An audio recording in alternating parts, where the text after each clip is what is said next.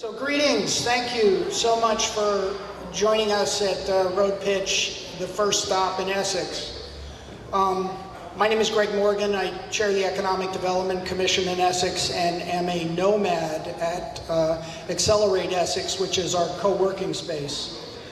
I'm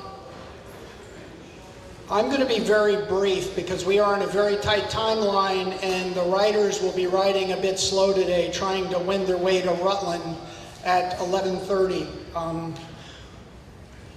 We've done a good job. In fact, we've done a great job. In fact, I think Cairn believes we've done too good of a job because we have 7 pitchers.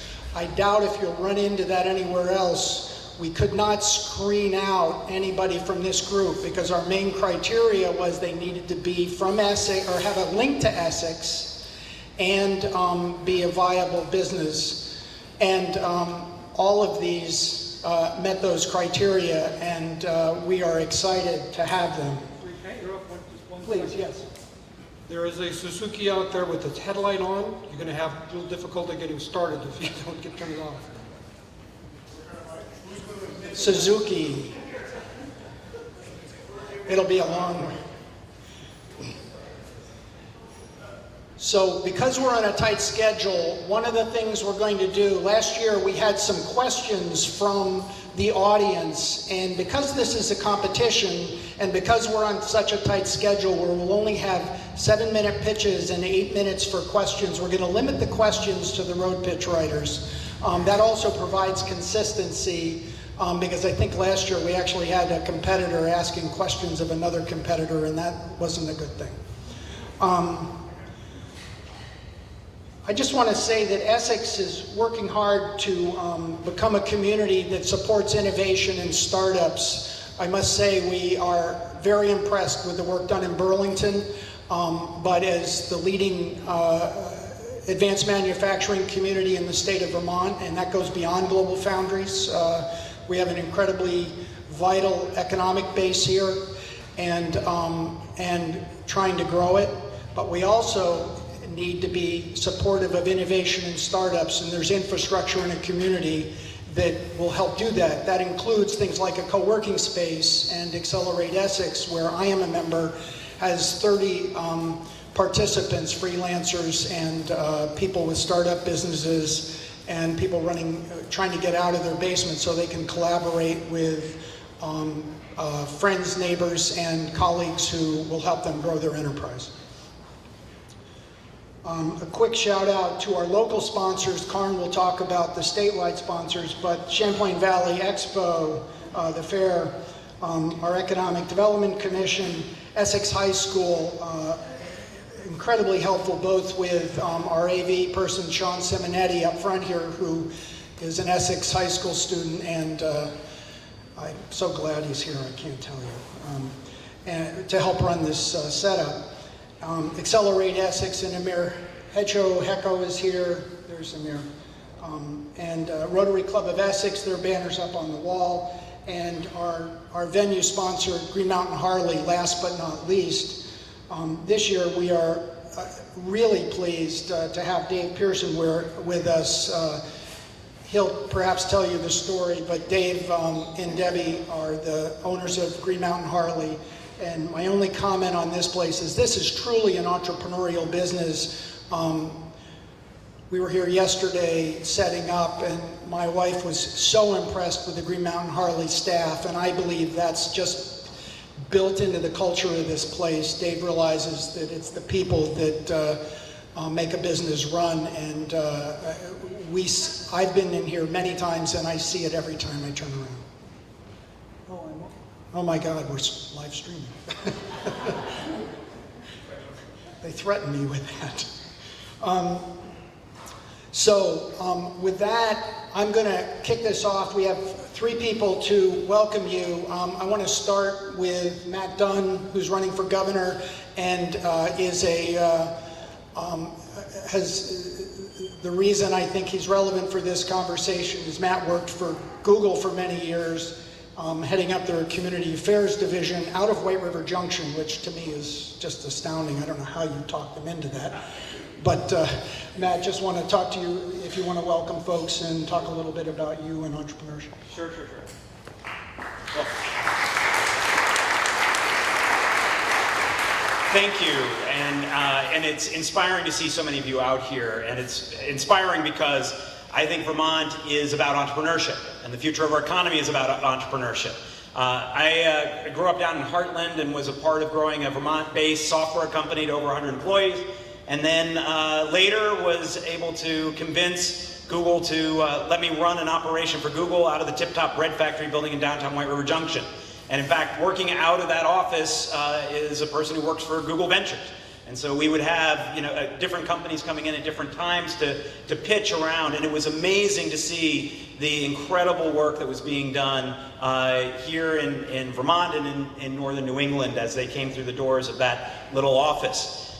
This is a really, really important time in the state of Vermont because, the economy is doing okay, but it's not working for the whole state. But you're seeing glimmers of really exciting things happening, and Essex is one of those examples. Accelerate Essex is a fantastic co-work accelerator space. I was able to go and visit it and take a look at the work that's being done there, and it's inspiring because it's that kind of co-work space which we need to make sure is multiplied across the state of Vermont, because I don't think we're particularly good at going out and harpooning a large corporation and dragging it into the state.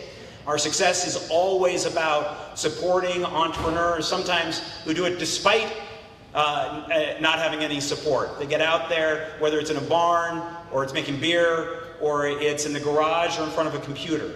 And it's just exciting to see the different products that are here today that are being pitched that could be the next part of our economy. And one of the cores to being able to do this right is to have a different approach to economic development. So what we've been proposing is making sure first you get broadband and cell service all the way across the state, making sure that we are actually providing incentives for people to invest. So proposing that you are allowed to defer your capital gains. If you have a large gain, if you invest it immediately into an early stage Vermont company, to make people look first at those kinds of enterprises. And then the final piece is actually seeding different parts of the state with setups that are right for entrepreneurship. And one of those models is something I'm stealing from another state, which is called a think house. Where you take over a building, upstairs is efficiency apartments, downstairs is co-work space, you partner with an institution of higher education, and you do a startup competition. And you allow people to spend 2 years living and innovating together. If we do that throughout our state, we will really start to seed even more of that entrepreneurial spirit and allow us to be able to bring back an economy that works for all of Vermont. So anyway, to bring it back around, I'm delighted and honored to be here. Look forward to seeing the pitches today, and delighted that you're all here and working hard to innovate.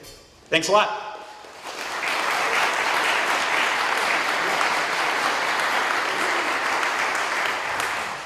So Matt, before you, I suspect Matt's got a busy schedule, but before you leave, I just want to volunteer Essex, because what you're calling Think House, I think on your website it's also called a Residential Co-Living Innovation Center. We're in. We want to be the northern location. I assume there's 2 in the south, 1 in the north, just saying, but we're in.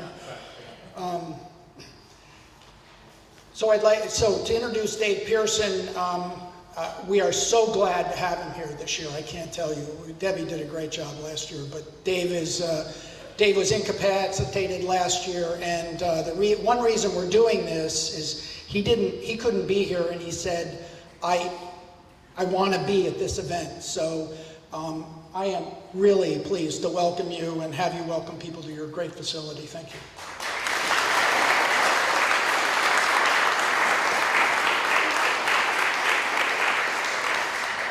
I'm normally just used to talking to like 25 guys about motorcycles, so this might be a little bit different for me. But I was thinking back to my first entrepreneurial event in my world in life, and it had to do when I was 13, and it was one of those ice cream carts, you rung the bells and you gave out ice cream to everybody.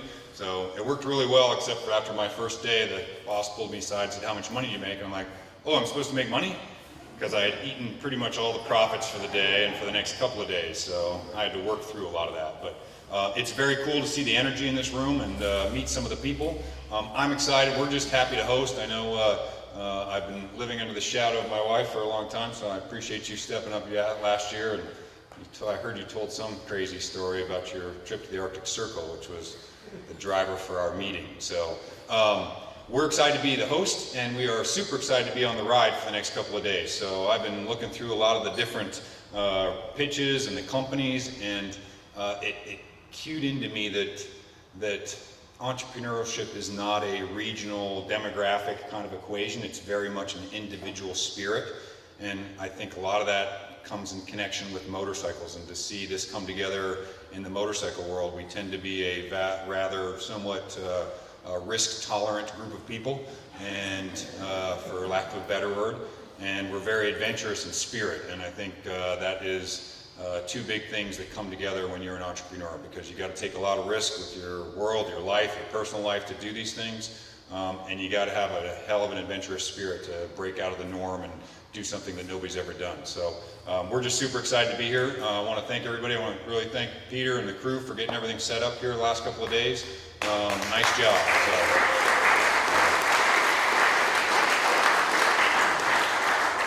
In the craziest way, Cairn and I got to meet yesterday because we've been just playing phone and email relationship for the last couple of years, and it's been really cool to get to know you and the power that you have to pull all these people together. So we are usually a pretty independent, fierce group, and sometimes getting us all together in a room is a tough thing to do. So I'm going to turn over to him so we can get things going. But again, thank you very much, and let's have a good week. So.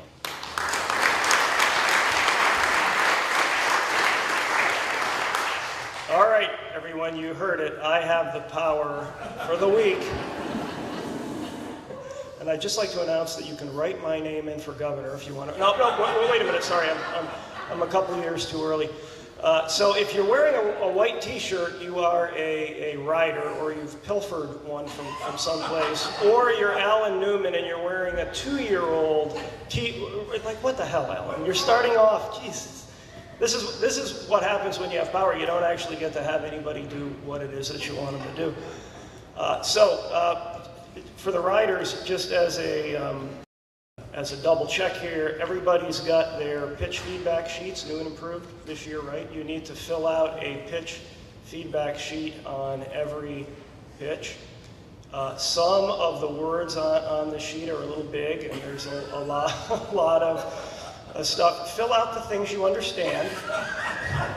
Don't fill out stuff that's above your pay grade, but try to be helpful. And you don't have to get it all filled out, but the one thing you really have to do is the last piece of this is the stuff that we use to calculate the rider's choice.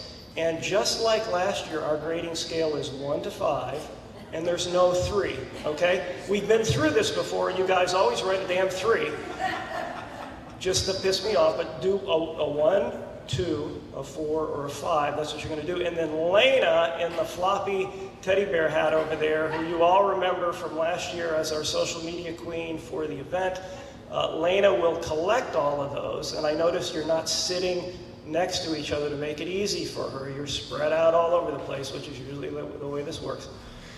Hand it to Lena. She'll tabulate stuff up, and then we'll be able to do the awards at the end.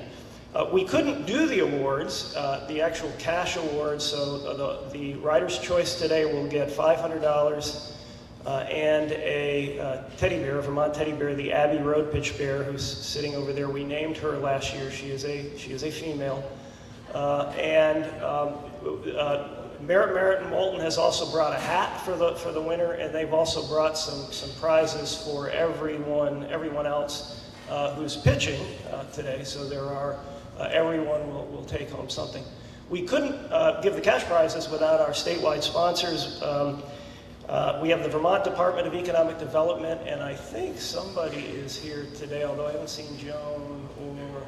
Yes, we have someone here from the Vermont Department of Economic Development. Burlington Bites made our new website. Andrew has no idea how to wear rain gear, so he's soaking wet over there. but Andrew is the CEO of Burlington Bites. Champlain College and the Champlain College BYO Biz program are going to host the final event on October 18th, where we will bring together the Rider's Choice winners from the entire state. We'll bring them together in one location for a final pitch off for some real money for several $1,000s.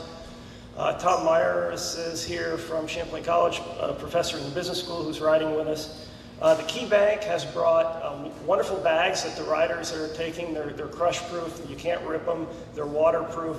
They'll be great in the sag wagon. Thank you so much for those. Gallagher Flynn and Company, the premier entrepreneurial accounting firm in the state, is a sponsor. I know that, actually, did Steve make it? I know Steve just made it. Look at that, he's signing in right now. I thought accountants were punctual, Steve. The Vermont Small Business Development Center, the SBDC, is here. Charlie Integer rides with us for most of the week as part of that. The Vermont Teddy Bear Company for the teddy bears and also the brownies. We have Vermont Brownie Company, brownies over there. Lena, who's doing our social media, actually works for Vermont Teddy Bear and the Vermont Brownie Company. Dinsey, early stage law firm. Lee Cole is with us. She'll be riding with us a couple of days. She was supposed to ride her scooter today and she wimped out because it was raining or something. Design Book, I know Kyle walked in at some point. Design Book and its sister company can help you raise money using their broker-dealer. Kyle is way in the back, but you can see him because he's very tall. They can help you raise money through their broker-dealer operation and their online platform. Merritt & Merritt, early stage law firm. Ken with the hat, that's not the one he's going to give away. He's given another one over there. Milk Money, which is a fundraising platform that can also help you raise money from Vermont investors. Milk Money's here today. I think they're powered by the State Employees Credit Union. I think Rob Miller, I saw him here earlier, and Rob is back over there. The Vermont Business Magazine, I think Mr. Booten's here today from that. Launched Vermont, the premier statewide business competition. We're just a wannabe. Katie's here from that. The Moulton Law Group, who is our corporate, believe it or not, this is an incorporated. We have a corporation and we're a registered AMA motorcycle club. How do you like that? And the phone call that I never want to make to Eli, who's our attorney, is the send lawyers, guns and money kind of thing, because we're in Rutland and get us out of here. Oh, I didn't just say that. You didn't film that, did you? And then the Champlain Mini Makers Fair is a sponsor, Doug Webster. I'm not sure Doug's here, but that's all we got for that. Riders, if you brought a sleeping bag or anything for tomorrow's night's rustic sleep out that we're going to have, which is going to be epic. Peter Pollock has got the sag wagon, and Peter and Jason is driving the sag wagon. I don't know if they're here right now, or maybe they already took off, but oh, he's in the back. All right, so we just want to make sure that right after this thing is all over, if you've got something you got to put in there, let's get it queued up in here and ready to go. Any questions from anybody on how this is going to work? All right, I'll play the MC in between and filter the questions after each pitch. And Greg, you want to tee up the?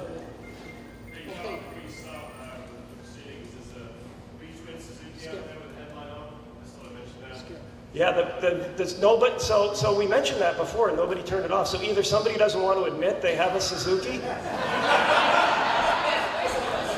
I mean, it's okay. Slink out and turn it off. Skip, we're on. Great. So we're ready to go. As I said, this is a tight schedule. We will do 7-minute pitches, and these are our poor pitchers. Amir and I have been merciless in saying 7 minutes is the limit. So we think we will deliver on that. It's very hard to put your life's work into 7 minutes, as most of you know. Our first presenter is Skip Oliver, an Essex resident, and Urban Growth Systems is the title of his pitch. And Skip, you're on. Okay. 7 minutes is not a long time. When I hit the play button, we're going to be off to the races, literally and figuratively. So get ready. You ready? Okay, my first confession. I've never ridden a Harley. I know. But I raced 10 years in New England with the New England Trail Riders, and when I got my first real job and I made money, I really wanted the best bike that was out there. And it happened to be a US company called Penton, and they had a monster 175 Penton Jackpiner that was Mr. Performance in the woods. It had one Achilles heel. The carburetor was way too big for the tight trails and the rocks and the mud of New England. We had to find something better. This particular mount was a highly sophisticated motocross bike with a John Deere engine. It would go anywhere, up, down, and through the water with ease. And I started finishing races, which was a first accomplishment when you're an enduro rider. But it taught me a lot of things about gardening, because you gotta learn from your mistakes. The more mistakes you make, the faster you learn. And forgiving always trumps performance. When that Penton spit you off, you flew in the air and you had to finish. You gotta get something that gets you to the end, that brings you to the harvest in the case of gardening. And boy, you know, it's gotta be simple. Everybody's gotta understand it. So here's our objective. We want something that's intuitively simple with minimum tending that can yield amazing results. Holy shit, that's a really tall order.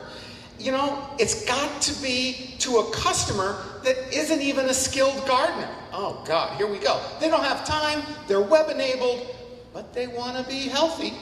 So, what are we going to give them? What's the solution that's going to make them happy? Who said this? Yes, our hero, Steve Jobs. So what's the number one challenge? I already told you. Watering. Was a challenge for an enduro rider. It's a real challenge for a gardener.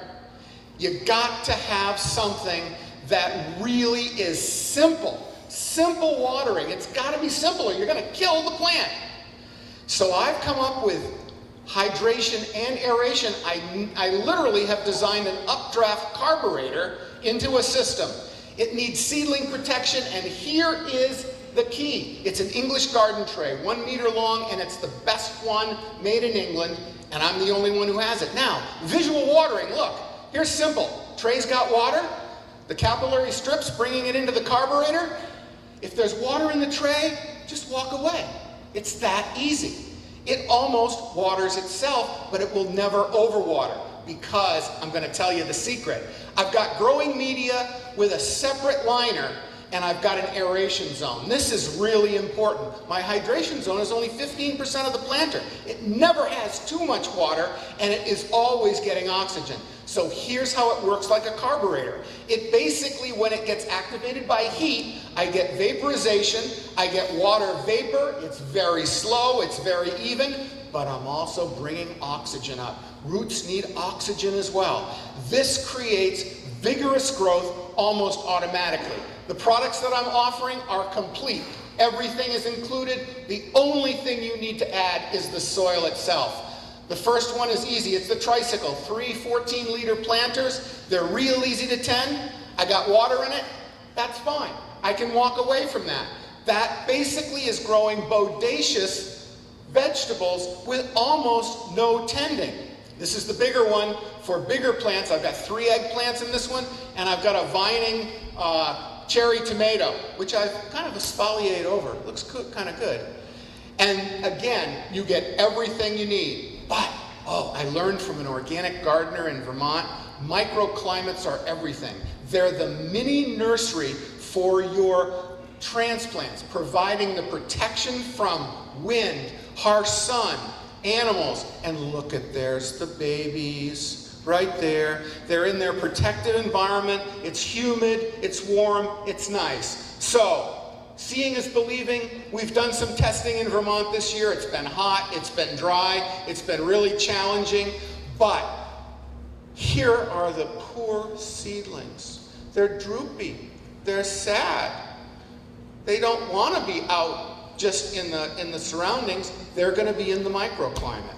The microclimate is going to give them an advantage that most plants don't get. So in less than a month, they're vigorous, the microclimate is off of them, and they're going to grow very prolifically with very little tending.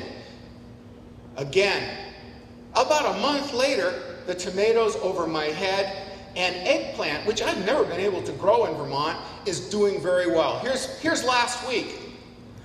The tomato plant's going wild, and the eggplant looks like ground effects fireworks. I mean, the thing is just taken off.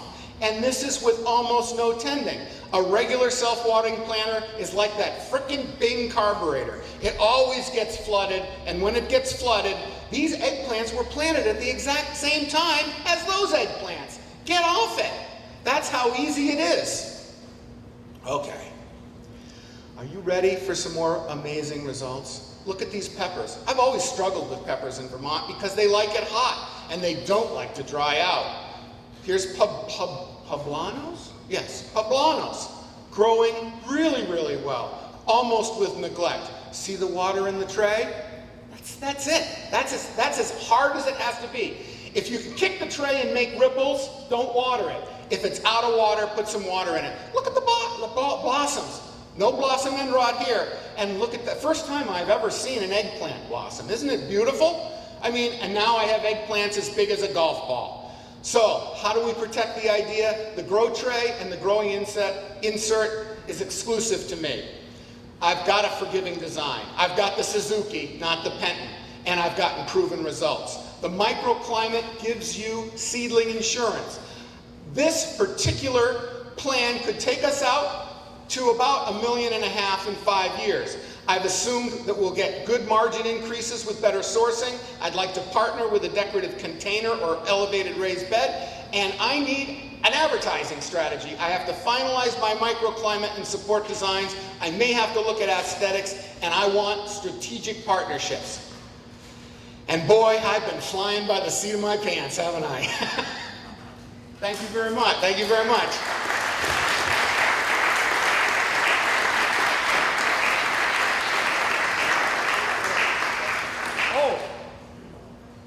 I'm back. Okay. Did I go fast enough? Any questions? Yes, a question from the audience. Okay, the question is, I'll repeat the question. The question is, have I been selling these and am I in the market yet? The answer is no. I'm still finalizing proof of concept. I have prototypes that are showing really good growing performance, but as yet it is not market available. It's still in the testing sort of alpha stage. Yes? What are you expecting for cost and sales? What am I expecting for cost and sales? Good question. I'd like to start somewhat high-end so I can make bold guarantees. I'm looking to partner with a Vermont soil manufacturer so I can make it even more unique and perhaps more craft-like a craft beer, a craft planter. And I think the retails are going to be about $100, but it's going to be complete with everything that the customer needs, including a guarantee that they'll get a harvest. Because the watering is so simple, it really does deliver very consistent, very good results with a variety of plant species. Yes, right here. Do you have competition currently, and if so, what is their retail?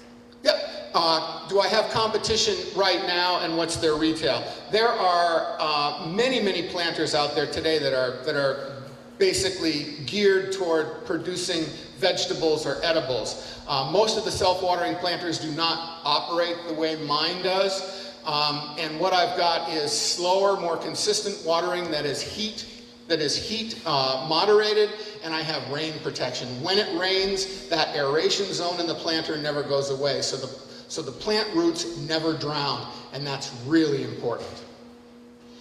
Yes? For the customer experience, do you have to repurchase all of this every year, or is part of it reusable in subsequent years? Good question. The question is, are the parts reusable? What do I have to do next year? Next year, you would be required to probably purchase two things. a replacement liner, which will be very inexpensive, under $10, and then new soil media, which you can either buy locally yourself or I can provide as a refill. But those are the only two consumables, the soil itself and the liner.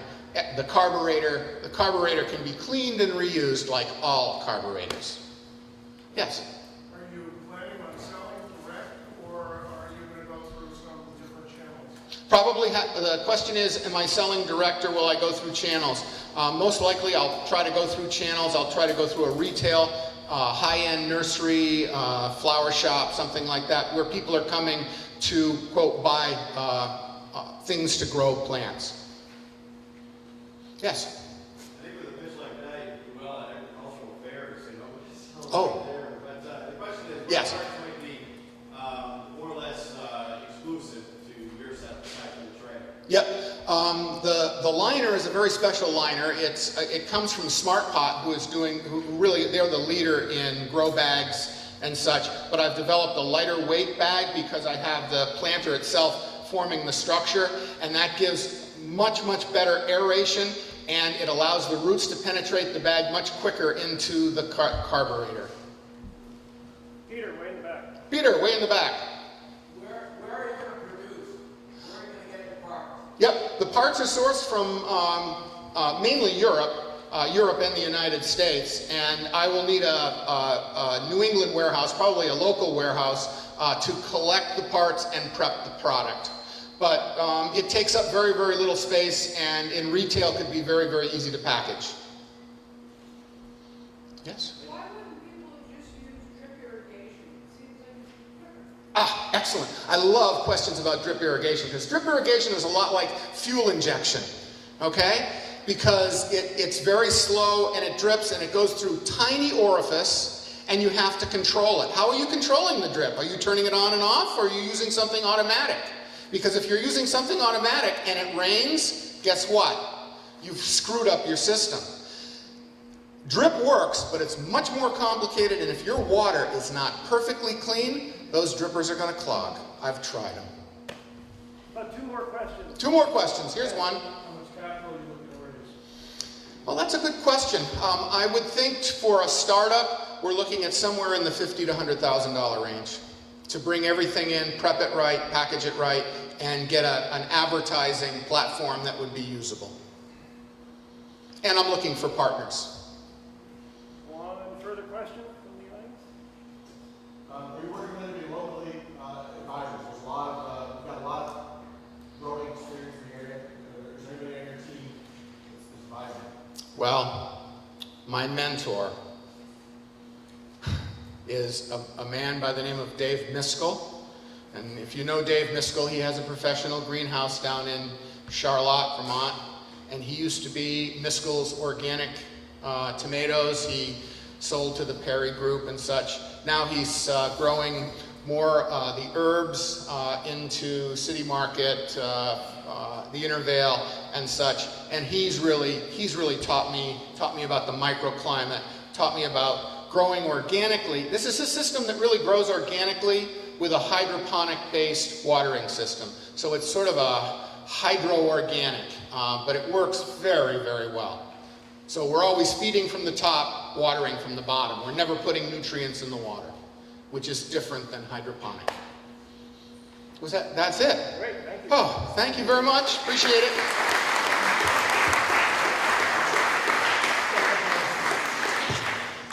Our next presenter, this is Ben Rowe, and he's proposing to make a warm apple pie cordial, and you'll hear the story now. How's everybody doing this morning? So I'm pitching a warm apple pie, an apple-based distilled dessert beverage, cordial. Cordial is a strong, sweet alcoholic beverage, usually consumed after a meal. The warm apple pie is getting me into the distilled spirits market. After receiving my mechanical engineering degree, I was employed 8 years at an aerospace and defense company as a quality systems engineer. I'm currently employed as a distillery manager at a well-known distillery in Shoreham, Vermont. making use of my degree. In 2011, I built an apple grinder and apple press. I've been making about 75 gallons of hard cider every year since. I have also designed and built 5 stills, including a combination pot, a pot, column still. My real passion, I have thorough knowledge of grain and field to mature spirit. I have a real passion for grains, mashing, fermenting, distilling, and enjoying the end product. Market share, opportunity. Whiskey and cordials share about the same amount of market share, 20%, closing in on vodka at 30%. Since 2010, cordials has seen a 37% growth in domestic sales. There's an opportunity to use Vermont's abundant agriculture and high quality produce. The underlying magic, it's a dessert beverage, it's pre-mixed, ready to go, just sip, just chill and serve. It's smooth and flavorful. It's made with whiskey and it'll have a real apple cider flavor. I want to utilize local ingredients. I have a friend who has a young orchard of 350 apple trees. You can drink this drink neat, on ice, or served with soda. Share around a fireplace, campfires, tailgates. Makes a great gift for a Yankee swap, or making holidays a little easier for the in-laws. Just like Grandma used to make, bringing back childhood memories. Warm apple pie, you'll wish you had 2 fingers in your glass. Business model, build marketing and brand recognition from day one. First year, establishing manufacturing facility and processes. Hiring personnel for part-time for bottling and packaging, along with building inventory.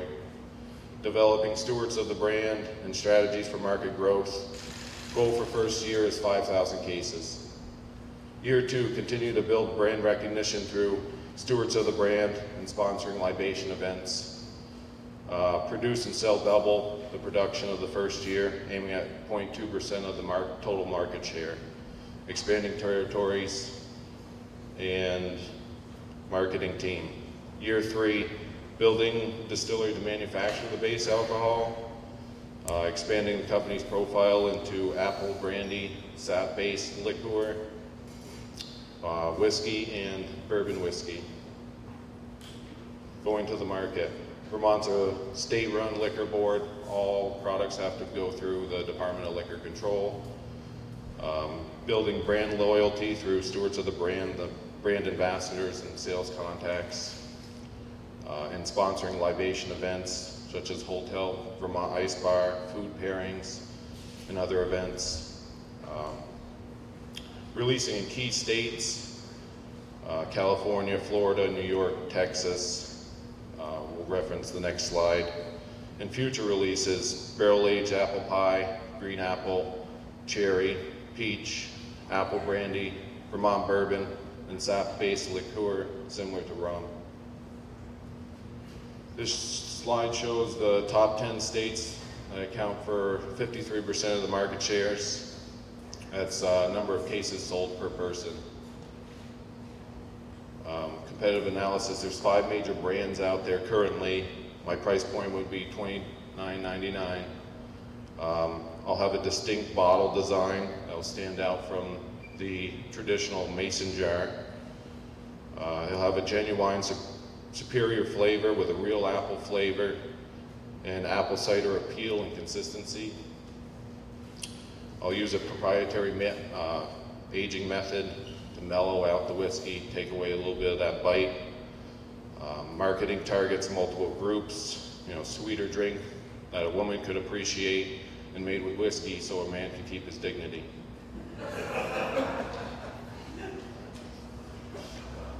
Financial projection. Cost per bottle would be $9.81 to produce. Sale to a distributor would be $17.40. Typical alcohol tax is 65 to 80% per bottle. That would be about $12.59 on top of that, giving you a store shelf price at $29.99. Profit per bottle would be $7.59. Production cost for first year would be $230,000. Potential revenue, if sold 5,000 cases, would be over $1 million. Potential profit for the first year is $465,000. Current status. Recipe is tried and true. I've received positive feedback from potential customers. Seeking partnerships and investors, business savvy people, and angel investors. And I'm currently searching for an available manufacturing facility. Use of funds, developing brand recognition and marketing strategies, developing manufacturing facility and processes, and research and development of future product lines.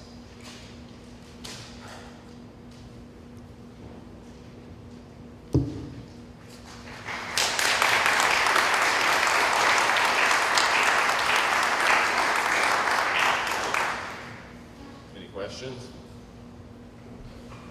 Do you have samples? I do not.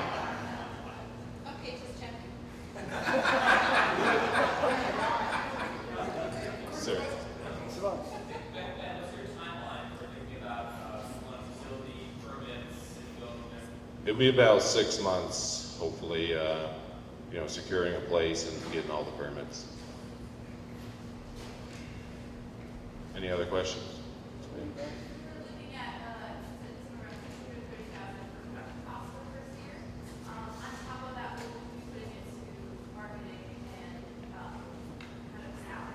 So marketing would be a large part of the overall. It'd be about $350,000. Be about $70 per case sold.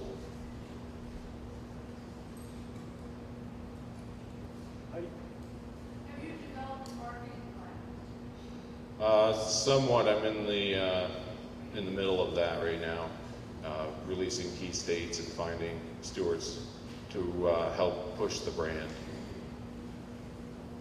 How about David first?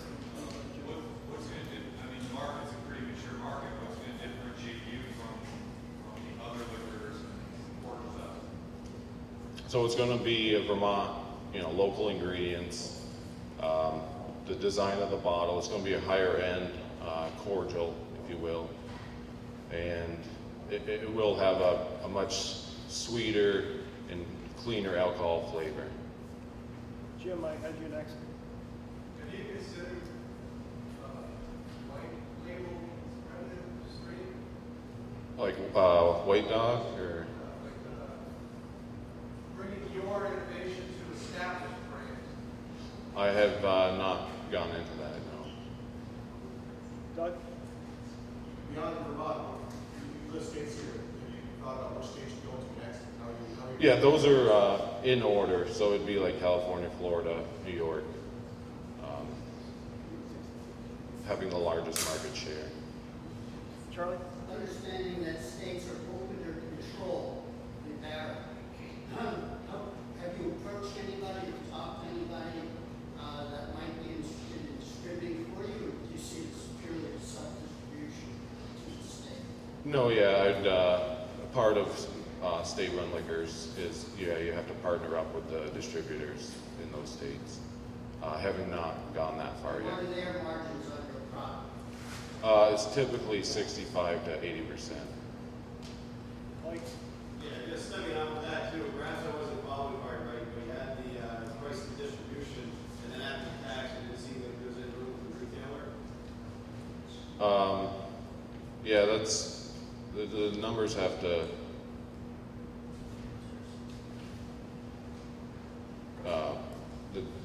I would have to work on some of the pricing for what the distributor can make. And then the final retailer.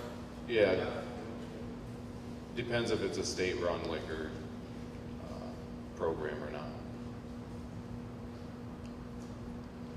Other questions? Okay, great. Lena, we'll need you to.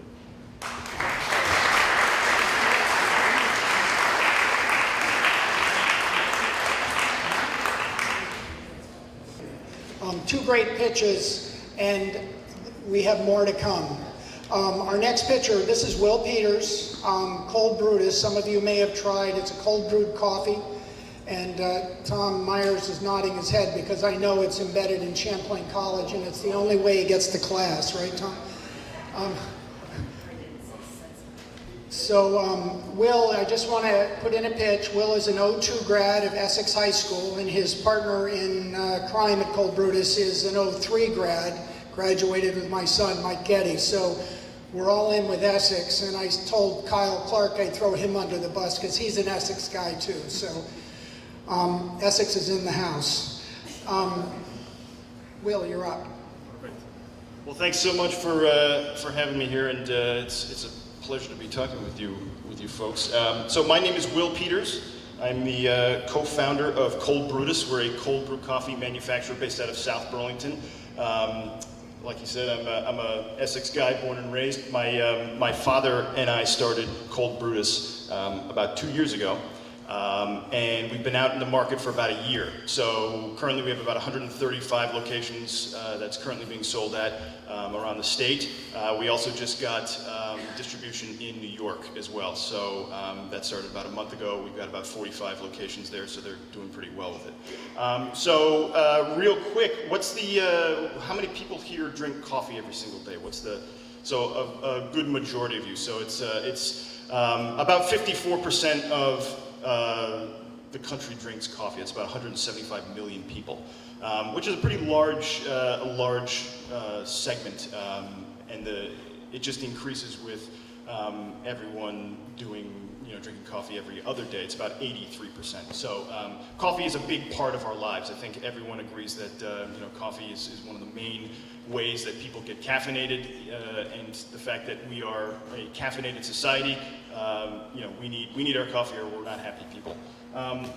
So what I'm selling is cold brew coffee. So what is cold brew coffee? Essentially, the main differences between hot brew coffee and cold brew coffee is just that one is brewed using hot water, one is brewed using cold water.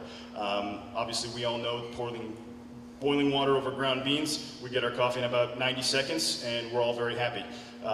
Cold brew process is a little bit longer, takes about 12 to 24 hours. The main difference is that hot coffee, you've got a little bit more bitterness and acidity. Cold brew coffee, a lot less bitterness, a lot less acidity. So what you're left with is a smoother, less bitter cold coffee. So why do people drink coffee? Obviously, like I said before, we need to be caffeinated. Caffeine is one of the main reasons we get through our day. At about 1, 2 o'clock, we always need to get a caffeine fix, be it coffee or some other variation. So, in terms of the market of our product, because we've been out for about a year, we have a little bit of idea of who's drinking cold brew coffee. There's not really a lot of national statistics on the category because it's fairly new in terms of a ready-to-drink product. So we do know that 54% of Americans drink coffee, so that was kind of going out to the market. We thought that was going to be our target. What we did find is that the big demographic that's drinking the vast majority of our product is 18 to 24. Colleges are a huge part of our market. We've got about 8 colleges currently, does about 40% of our volume. So out of 135 accounts in Vermont, 8 accounts do almost half of what we produce. So, and all these accounts are reordering. So the fact that we've got 135 accounts, it's not just one-off accounts that try it and say we're not interested. These are accounts that are getting 2, 3 cases a month. Like Champlain College, they do 15 to 20 cases sometimes a month, and it's those are the kinds of markets that we're seeing really, for lack of a better term, drinking this stuff up. So in terms of the business model, right now we are distributed by Farrell. So really it's a kind of a beer, non-alcoholic distribution model. So essentially the distributor and the retailer takes about 50% of our profits, which is great because it's a good margin for a lot of these companies. You can make a lot of money off this stuff. So right now, after all things are done, we make about 28% profit on our product, which is fairly a good number. I think beer and some of these other products are a little bit smaller margin just because there's a lot of goes into it. We have 2 ingredients. That's what kind of differentiates us, is that we have 2 ingredients. It's a clean label. There's no chemicals or pasteurizers or dyes or any of that stuff that will eat concrete and be sort of a chemical hazard. Our product is not made by scientists in a lab. It's made in South Burlington with 2 ingredients. So essentially our competition is 3 main things. Stumptown is a fairly national brand that's producing single serve cold brew coffee. Starbucks is kind of one of those things that you can't really get away from. They're on every street corner in America. They're a juggernaut in terms of coffee. They know their coffee, and they market their coffee. I don't really see Starbucks really as a competition because I can't compete with them. I see them as an ally because they're pushing cold brew coffee, and they're spending marketing dollars on getting people to know about a category that 2 years ago no one really knew about. So I see them, they're taking full pages in New York Times promoting their cold brew. So they're getting people to understand what the category is, which is a huge benefit to me because I don't have to spend that kind of money. The last one and the big one is energy drinks. Energy drinks is $1 billion product. We know that Red Bull and Monster are the 2 big ones. But as we're seeing in statistics, it's a declining category. Soda in general is at a 30-year low in terms of sales. It's a declining category, and I think a lot of people are understanding that because we as a society are starting to understand that we're a little bit more sensitive as to what we're putting in our bodies. We don't want to spend money on the chemicals and the dyes and the things that really, we don't know what hydroglutamine terephthalate or any of these ingredients are. I'm pretty sure that ingredient's in my deodorant as well, so I don't really think that people are responding well to those kind of long, 25-character words. And I think one of the benefits of Cold Brutus is the fact that it is a high caffeine product. We're about twice the caffeine content of a normal cup of coffee. The fact that energy drinks are starting to be banned from colleges. We just saw a national story out of Middlebury that they took out all their Red Bull and their Monster, and they kept us because they know that we've got 2 ingredients. We don't have any kind of harsh chemicals or anything like that, and the students drink a lot of it. So in terms of of what we're doing right now, we've got about 175 total accounts in our first 2 years, basically 1 year. What we're looking to do is expand our market in year 2 to about 2,000 accounts. We know that expanding to New York was a big thing. They've got about 1.7 million people in our distribution radius, and they've already gotten 45 accounts in 30 days. So they're really pushing this, and they see they see the brand, they see the fact that the market's kind of pushing this energy drinks away, and they're going to more of a clean label product. So we're looking to really expand in Vermont and New York, and what we're looking to do right now is to scale. We don't want to go into New York and not really have the capacity to service it. So right now we're working on that, and really kind of why I'm pitching is to get everyone potentially interested. And so I guess with that, I could take any questions from the audience.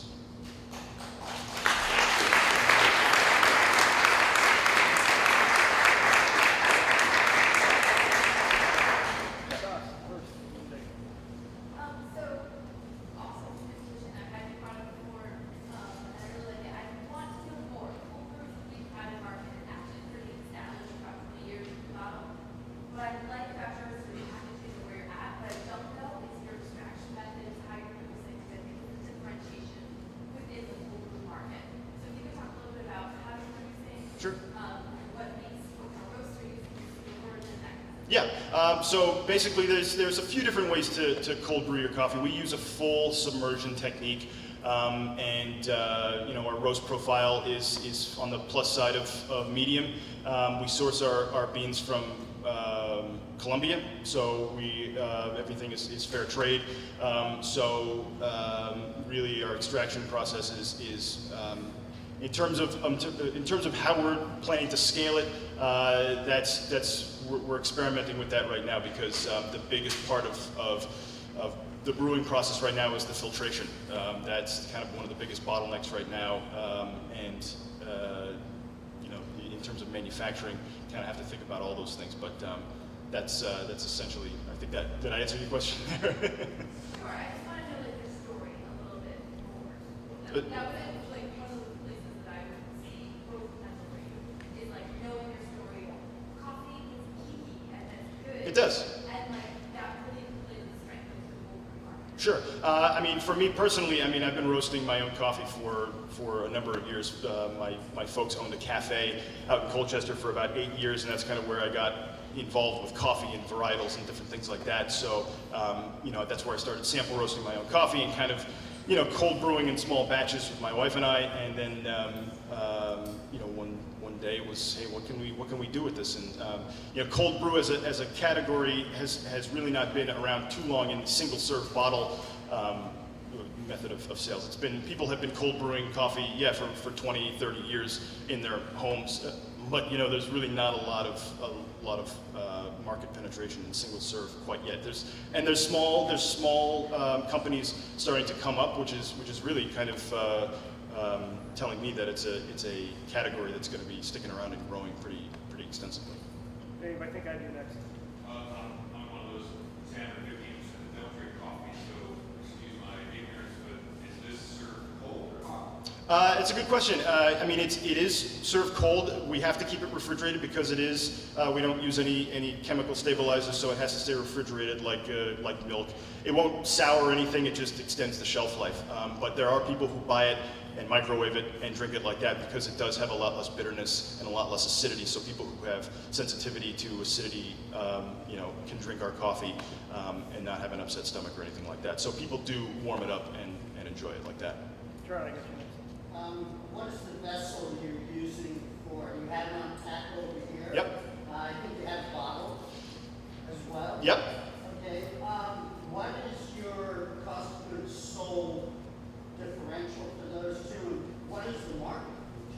Well, that's a good question because so we've got 3 different products. We've got the 12-ounce stubby glass bottle, we've got our 50-ounce brew bag, and then we've got it on draft. Right now, our cost of goods sold is fairly healthy for these products. It's a little bit more for the packaged stuff, obviously, because we have to get all that stuff printed. We've got bottles and labels and caps and those sorts of things. But those 2 packages are about very similar, between 26 and 28%.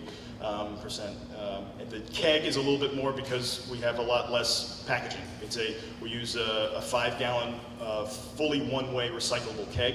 We didn't spend any money on a keg fleet, a metal keg fleet. We basically buy our kegs for one way. So once the account is done with and they kick a keg, they release the pressure and recycle it. So it doesn't come back to us. We don't have to you know, invest any money in a keg cleaning line.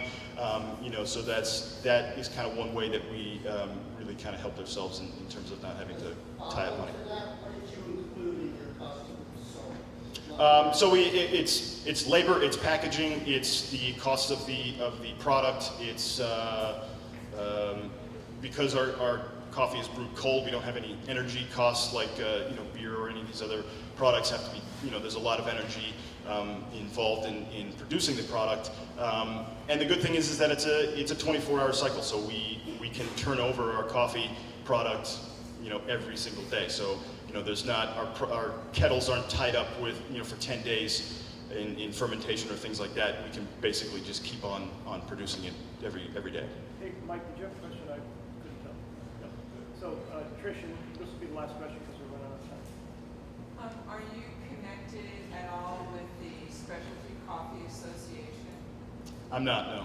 So there's a lot of different coffee makers, certainly in our state, but they may be a good resource to you. I'm impressed with your research and development. I mean, you know, you've done a lot of good work there, but that may help you just expand and understand a little bit more. Absolutely, and really kind of what I'm trying to do is connect with people and and really just get advice, because I'm not a beverage guy. I've only been in this for 2 years now, so I'm constantly learning about beverage markets. You know, I'm a marketing guy, so I only did coffee roasting really as a hobby for a while, and now it's my business. So I want to partner with people and talk to people who kind of have more of an in-depth knowledge of beverage and things like that, just because, you know, I want to grow this company to be a national brand, and I think it has the potential to be a national brand.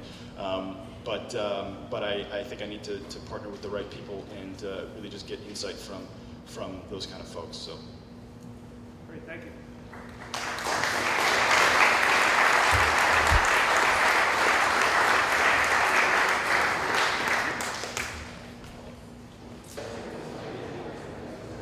Okay, I'd like to introduce Adam Watts, and we've doubled up on this. This is the next version of this is the next incarnation of Essex High School. In this, Adam is a Essex High School grad, class of 2010, and he is the founder of Carpe Omnis Games, and will be presenting on his latest game, or first game, No Honor Among Thieves.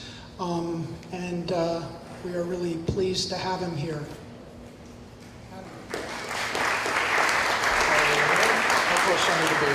Okay, there we go. Hi, like you said, I'm Adam Watts, founder of Carpe Omnis Games, which is a new tabletop game publishing company. 2 years ago, I graduated from Rochester Institute of Technology with a degree in game design and development. Since then, I've been working at a local marketing company in Burlington called Branthropology and making No Honor Among Thieves in my free time.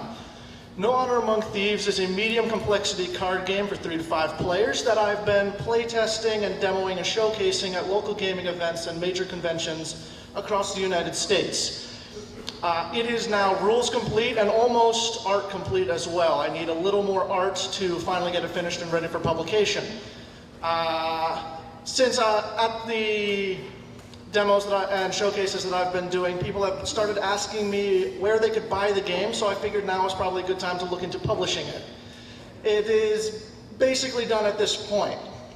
So this is going to be Carpe Omnis Games' first venture into the tabletop games market. The target audience is hobbyist gamers, people who already have a collection of board and card games and are going to be comfortable with a game of this complexity. So, how big is that market? Well, the most hardcore section of that market, the center of it, is the audience of BoardGameGeek.com, which in 2015 had 1.2 million members. Their average member is 30 years old, has a lot of disposable income to spend on games, and probably a family to play them with. So that's the center of the audience that we're targeting. Board gamers can also range from like students in high school who like to get together on the weekends and play games to just basically anyone with an interest in card and board games. So the market itself in 2014 was $700 million. That's the North American market. In 2015, that had risen to $880 million, which marked the 7th consecutive year of an average of 20% growth in the industry. I'm planning on getting the funding to publish No Honor Among Thieves by crowdfunding the game on Kickstarter. Crowdfunding is presenting a project to the public in order to ask for pledges of money in order to complete the project, usually giving them something in return. So for example, if you pledge $49 plus $6 in shipping, you get a copy of the game when it comes out. You pledge $200, you get a copy of the game and also your face on one of the cards, that sort of thing. So Kickstarter, especially, is a very good platform for this, especially for tabletop games. In 2015, 500,000 backers pledged almost $89 million to successful tabletop games Kickstarters. It's a really fertile ground for independent developers to reach an audience, and a sort of non-traditional path towards funding a company. I'd like to take a moment to look at a case study for this sort of company. Stonemaier Games was founded in St. Louis in 2012. They took their first game, Viticulture, to Kickstarter, asking for $25,000. They got $65,000 from people pledging money to them. Over the next few years, they would release more games, each time for more and more money, $100,000, $200,000, $450,000 for the expansion to viticulture. Until 2015, when they started raising money for Scythe. They were asking for $33,000, which was the most they'd asked for yet, and they got $1.8 million. This is the sort of progress that I'm hoping to see with Carpe Omnis Games. That is the ideal for an independent game publisher. Now, how I need to fund No Honor Among Thieves. I need $8,800 for final illustration and graphic design. That's based on quotes from around 30 different artists that I inquired with, which I narrowed down to half a dozen prospects that I'm planning on working with. It will cost $13,300 to get a minimum print run from Panda Games Manufacturing, and $10,700 for freight to warehouses and shipping of games to the first backers from the Kickstarter, which means the total needed is about $33,000. I'm planning on kicking in $5,000 of my own money, which means I need to ask for $28,000 on Kickstarter, which is a pretty good amount for a game of this size for crowdfunding compared to others of its size and complexity. Hopefully we get more than that. We'll see. So the question becomes, is this worth it? Is it profitable? Is this just a hobby thing, or is it actually a business? Well, I need approximately 500 backers if I'm selling the game for $49 plus $6 in shipping. That's $55 each. So I'll need 509 backers, each of them backing at the lowest possible level to get the game for that to happen. That means I will be left with 1,000 games left in my warehouses afterwards, which I can then sell directly through my website or at conventions, or on Amazon.com, or to distribution houses and retailers in bulk. Amazon and distribution houses both require discounts or cuts of the sale. Amazon usually takes 30%. Distribution houses and retailers usually expect to buy in bulk and get a 50% discount of free shipping. So depending on the ratio of direct sales to third-party sales, I could be looking at anywhere between $24,000 to $44,000 of profit from this game. This is the first project. The first project is basically about building a reputation in the industry for future projects, getting into the community. As we saw with Stonemaier Games earlier, the second, third, fourth, fifth, sixth, etc. projects do better. The next publications. Once you have a back, distributors are more willing to work with you because they can buy multiple games in bulk in one order. So after the Kickstarter, after successful publication, I'm going to look into getting No Honor Among Thieves on shelves at local game stores. After that, in the future, I'm planning on becoming a publishing house, publishing other developers' games. Stonemaier Games also did this. They published a game called Between Two Cities, which raised $200,000 on Kickstarter, and was the brainchild of someone else unaffiliated with the company who approached them and asked if they were interested in his game. I'm planning on moving into that field as well, which is where the major expansion comes in. That's what I'm really looking for here. I'm looking for ideas for expanding the business model further beyond what I have already described, and I'm hoping to open doors for later investment once the company's established, when I'm becoming a publishing house or a distribution house or delivering online content, whatever other form Carpe Omnis Games takes in the future that I can't raise money for on Kickstarter or by simply publishing it with my own funds. Yeah, that's the presentation.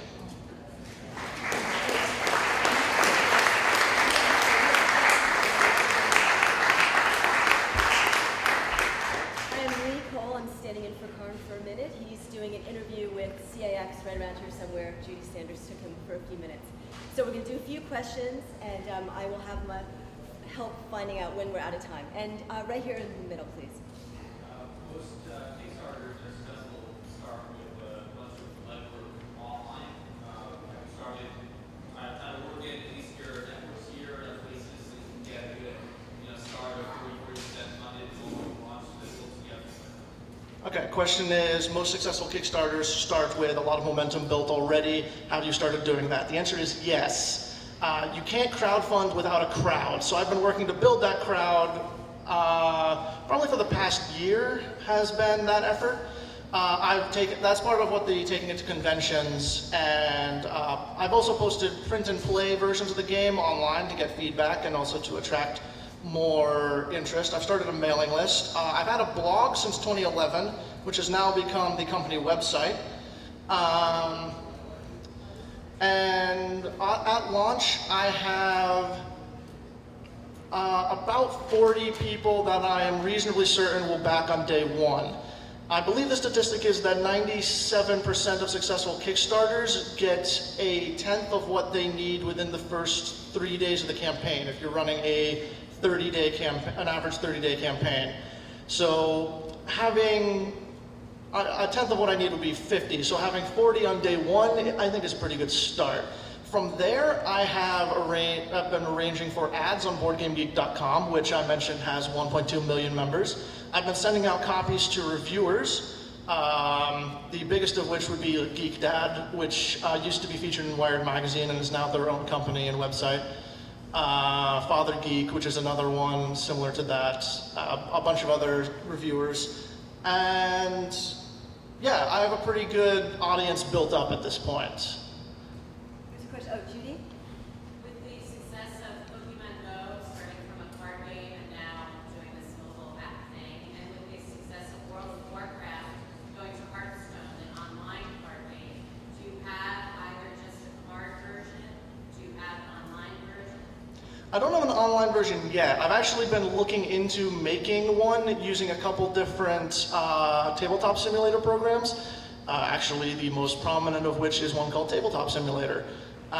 Tabletop Simulator and Tabletopia are two products that let game designers put their games online and let anyone play them who owns the software, which is not really a market in itself, but is a great promotional tool. Because people who have played the game on their computers are more likely to buy it online. Card games and board games are, I feel, more about sitting around a table with your friends and having a social event and playing them. Hearthstone gets around that by being more of a competitive game. So I'm not seeing much of an online future for No Honor Among Thieves specifically. However, I do have a couple of ideas that lean in that direction for subsequent products. More questions? The phrase "no honor among thieves," I've heard before. I'm not sure where. Have you looked into, any copyright issues with that? I have the trademark, yeah. Where does that phrase come from? I believe it actually comes from the Bible. I wonder why I heard it. One more? What's the approximate cost and time frame for the next future game? That's a good question. The next one should be a lot shorter and cost a lot less, mostly because I don't want to make something as complicated and long as this. Again, my plan is to release a smaller game after this, which should hopefully only take me a year to design and get to a point where I'm ready to release it, instead of the 2 years that No Honor Among Thieves took. And then after that, go back to No Honor Among Thieves and release an expansion for it. Going back to Stonemaier Games as an example, just because I have their numbers in my head still. The expansion that they released for Viticulture, Tuscany, got them $450,000 on Kickstarter, which is an expansion you need the base game to play. So these are people who have either backed the first game, which couldn't account for that much money, or bought it in the time since. Yes. What do the exits usually look like in this business? When you do roll-ups with larger companies, you sell the game and license it and go on to something else. What does it look like to get your capital out at the end? There's a lot of different ways of that happening. Okay, repeat the question. What is the way of getting the capital out at the end? What does the roll-up look like? Is it another company buying my company or buying the game? And it could be either of those, actually. I've seen both happen. For example, Magic the Gathering, the most popular trading card game in the world at the moment, started in a guy named Richard Garfield's basement. He's now a millionaire because he sold it to Wizards of the Coast at the right time with the right deal. So you can sell individual games and then keep making them yourself, which is probably the route that I'd want to go because I really like making games. So if I sold the entire company to Wizards of the Coast or Fantasy Flight Games or Z-Man Games or any of the other big ones, I'd probably start another company and keep making games or just go to work for them. So the end result here, for me at least, is me still making games. For getting the capital out, and that could go a number of different ways, depending on how successful individual games are, how successful the company as a whole is. Any more questions for riders? Okay, well, we have time for questions, so if anyone's holding back because of time, don't worry about it. We're doing well. But with no more questions, right? Okay, good. Thank you.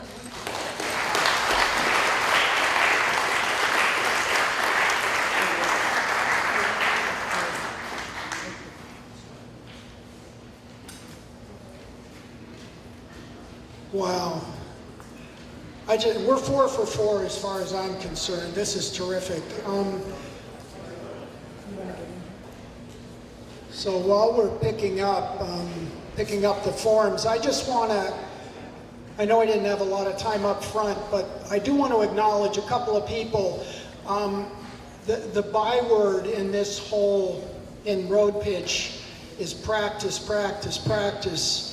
So we were challenged by Cairn and by others who post to, sit down with the 7 pitchers that are here today and help them develop their pitch deck and give them feedback. I think we remain friends with all of them, even though some of our comments were pointed and even brutal, perhaps. But I think the changes in what you've seen so far is a product of the conversations that we had. And there were 4 of us who did that. So Amir is right here, if you'd raise your hand. Amir was the key. If anybody's talking about their business in the future and the projections on funding, you can thank Amir for that, I believe. Kristen Humberger on the side, she was key in helping a great marketing perspective, and Kristen runs the living room, which is affiliated with Accelerate Essex and an integral part of the co-working space here. And finally, Jim Berniger, who isn't here today, sat in, and he also brings a marketing perspective to our conversations. So, we have some great pitches. This one may be the one farthest out on the edge, but I'll let you judge that. We have Steve and Jen Swanson here, and they're here with Tomorrow's Harvest, not today's harvest, it's tomorrow's. Today's Crickets for Health and Sustainability of Tomorrow. We had a great time learning about this business, and I believe you will too.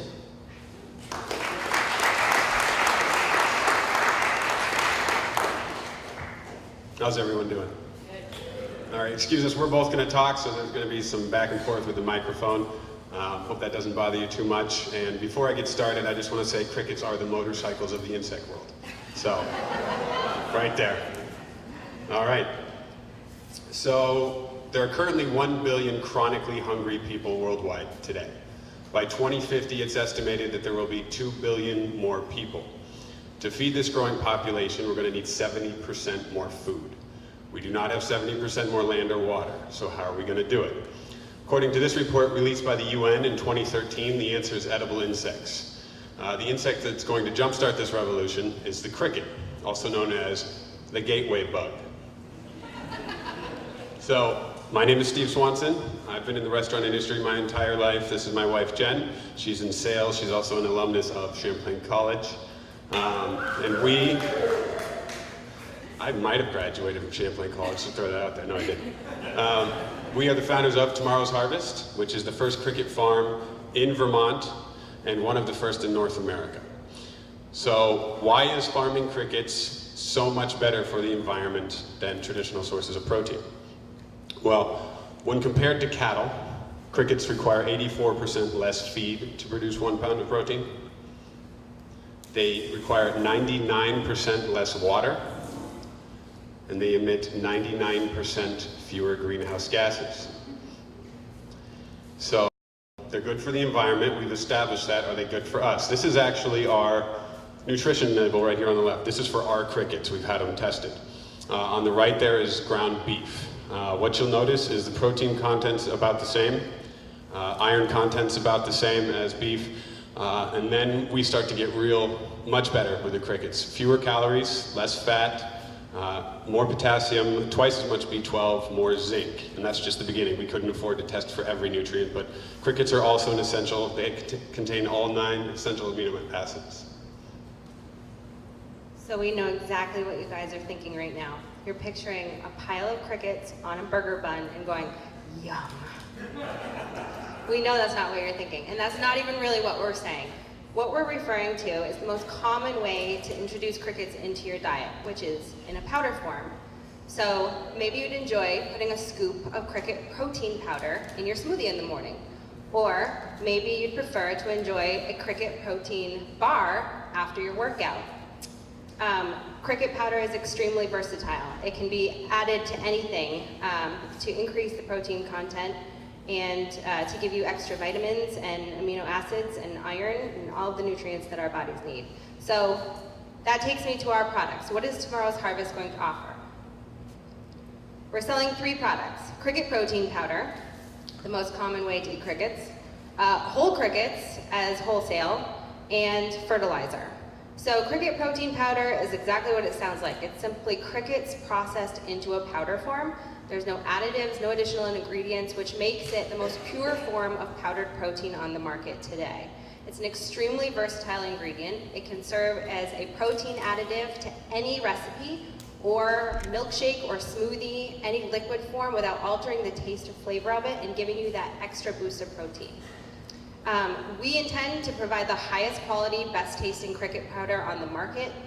We have a unique farming method and processing method for our powder, and we know that ours will be the best.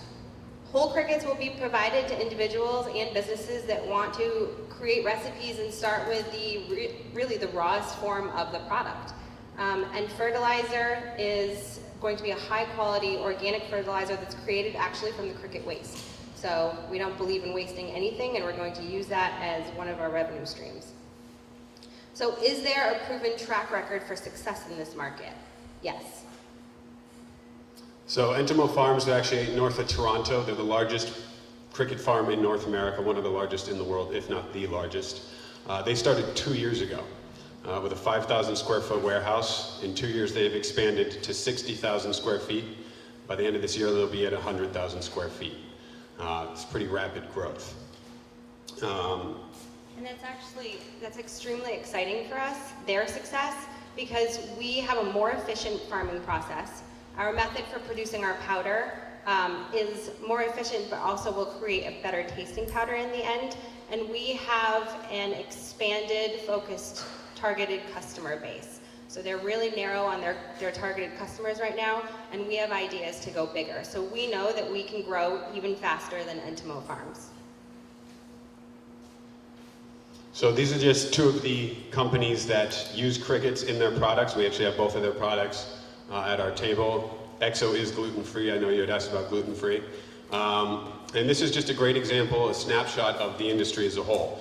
There are over 50 companies in North America alone that are using crickets in their products. Of those 50 companies, only 4 actually raise their own crickets. Exo and Chapul have seen exponential growth over the last 2 years. Chapul, famously, Mark Cuban invested in them. Exo just did $4 million in Series A funding. They're expanding their distribution as well as their product lines. They're increasing their products as well. And this is just a great example of the demand for cricket-based products. Right, and the more successful these companies get, the more successful we will become, because we are going to be providing them with their ingredient. So where is this market going as a whole? So just last month, Global Market Insights projected a 40% annual growth over the next 7 years. So what does that mean? That means by the year 2023, we're looking at a $520 million market for cricket protein. So this forecast includes flour, or we like to call it protein powder, protein bars, snacks, and other cricket-based foods. And keep in mind, our company, Tomorrow's Harvest, will not only be selling a lot of these products and making them ourselves, but we will be supplying the cricket to all of the other companies that are creating these products. So now is the time to become involved. This is a snapshot of the most recent companies that have confirmed that they are going to be incorporating cricket-based foods into their businesses. we all know that timing is everything. And our goal, and what we're doing now, is trying to become the largest cricket farm and produce the best tasting, highest quality cricket protein powder on the market before every cereal box in the grocery store says contains cricket powder or contains cricket protein, because that's where we're headed. And we're getting in now before it hits. So this is our projected revenue stream over the next 3 years. We're currently in a small space. We are in talks to expand into a warehouse, actually here in Essex. And the numbers on the bottom are projected costs. Numbers up top are projected profit. Obviously, combine the two, you get the revenue. So year one, obviously, is the start off, and one of the benefits of insect farming is vertical farming. So by year two, we actually make the most out of the warehouse space vertically. And then year three would actually double. And this is based on a 5,000 square foot warehouse. It's not a big facility. You can produce a lot of crickets in a very small space. So we are tomorrow's harvest. We are a cricket farm, and we are raising today's crickets for the health and sustainability of tomorrow. And if you haven't yet, we do invite you to come back to our table in the back, because we do have some cricket-based foods back there, so you can actually taste the future of protein, and it's quite delicious. Thank you.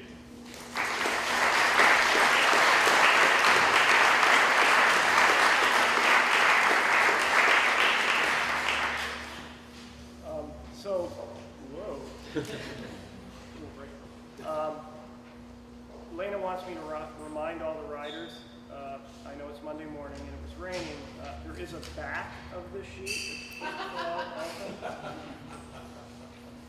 Just reminders. And I really want to stand up here and go, you know, cheat. I'm not going to do that, so questions? Lee. So you say that it's delicious. Is it an acquired taste, or is it typically that you can add to anything if you don't taste it? That seems like a missing element.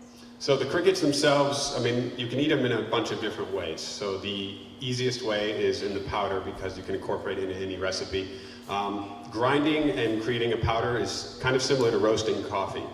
Everyone's going to do it differently. That's kind of one of the reasons we're developing our own powder. Our powder is going to be as flavorless as possible. If anything, it has a slightly nutty taste, like sunflower seeds. But again, when you're incorporating it into other recipes, you cannot taste it. And again, we have products back there. I am not a professional baker. Very simple ingredients. It just tastes like a cookie or bread. But then you can get into, for example, my wife and I, we saute them and they taste like shrimp, same texture as well. And you can dehydrate them and it's just crunch, so it's like popcorn. It's very versatile, you can do anything. But we do know, just to add on to that, we do know that in order to market this appropriately, we're focusing on an out of sight, out of mind strategy. We don't want the focus to be the cricket. We don't want people to taste the cricket, to see the cricket. You should be able to enjoy the nutrients and be able to enjoy what it's doing to our planet, helping our planet, without actually having to have that ick factor. We don't want that to be there, and it's really not. All right, so I saw James first and then Heidi next. A little bit unclear as to your primary audience, whether it's the wholesale manufacturers or retail, direct as a product that I think you do. And I'm also curious if you're even going to market it direct to consumers. Do you have any arguments prepared to point for people who are calling either vegetarian or pescatarian, or this seems like a whole dietary category to fit into that culture? So to answer your first question, we are both going to be selling wholesale and retail. So wholesale, there's a huge market opportunity there. As we stated, there's 50 companies right now in North America that are manufacturing cricket-based foods. 4 of them farm their own crickets. So our whole crickets will be selling wholesale to these producers. They will be also available to local restaurants or individuals that want to go on our website, purchase a pound of crickets to start cooking with them. So it will be available in both forms. As far as the powder goes, powder will be mostly retail. We have a lot of different ideas on how to package and how to market that. We're going to be targeting not only grocery stores, but fitness clubs and other smaller streams in that manner. But then we will also have powder available wholesale as well. We've had some grocery stores that are interested in stocking cricket powder in bulk forms. So that's why we'll be focusing both wholesale, retail, and then. So there's actually a debate within the vegan and vegetarian community, and that's actually one of our target audiences, is one, they're extremely environmentally friendly, obviously. But the other thing is the way we harvest the crickets. You are still killing animals, so some people are just never going to be okay with that, but you take advantage of something called diapause. It's a natural reaction occurring in cold-blooded animals. And when the temperature goes down, they fall asleep. Their metabolism lowers. It's a survival method. And then from there, you would just stick them in a freezer and they would die. So as far as slaughtering goes, it's the single most humane way to do it that we know of. And a lot of vegans and vegetarians who are aware of the insect movement are having that internal debate, because I hate to break it to all of you, you're all eating insects already, 1 to 2 pounds a year. Go online, FDA, it's called the Defect Level Handbook. It's going to ruin food for you for a while, but all of us have all been eating insects our entire lives. So really, and again, out of sight, out of mind. You didn't know it, so it doesn't really alter the flavor of the food. One more question, Debbie. So crickets are called the gateway bug. Literally, there's actually a documentary coming out this year called The Gateway Bug. Crickets, for most Westerners, are the easiest bug to picture eating. They're great, they're high in protein obviously, but there are over 1 million species of insects and over 2,000 have been identified as safe to eat. That number is going to skyrocket once some research is actually put into it. We do want to expand with the market. Crickets are the beginning. There's huge potential for ants. So a lot of people don't want to think about this, but mealworms, cockroaches way down the line. For the more adventurous of you, tarantula tastes like crab. So the market opportunities to just expand insect farming are enormous. Who's hungry? Okay, great. Thank you very much.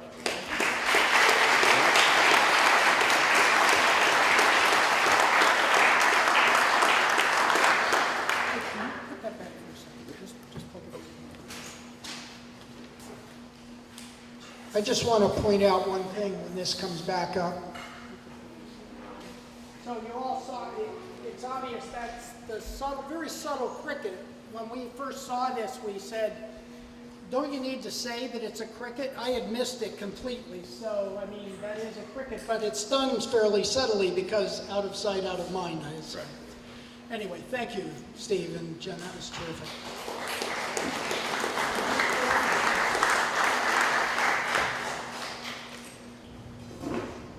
Good morning, Essex. How's it going? All right. I'm the second to last one. It's almost done. Thanks everybody for seeing me. The last time I had this many discussions about eating bugs, I was at Jungle Warfare School in Japan. So thank you very much for having me here. I'm Kip Steele, and I am the CEO of Vital VR. I'm normally not the guy that gets to stand up in front of people. That's our head of product. But since you get me, it might be a little bit rambunctious and active since that's my Marine Corps background. All right. So.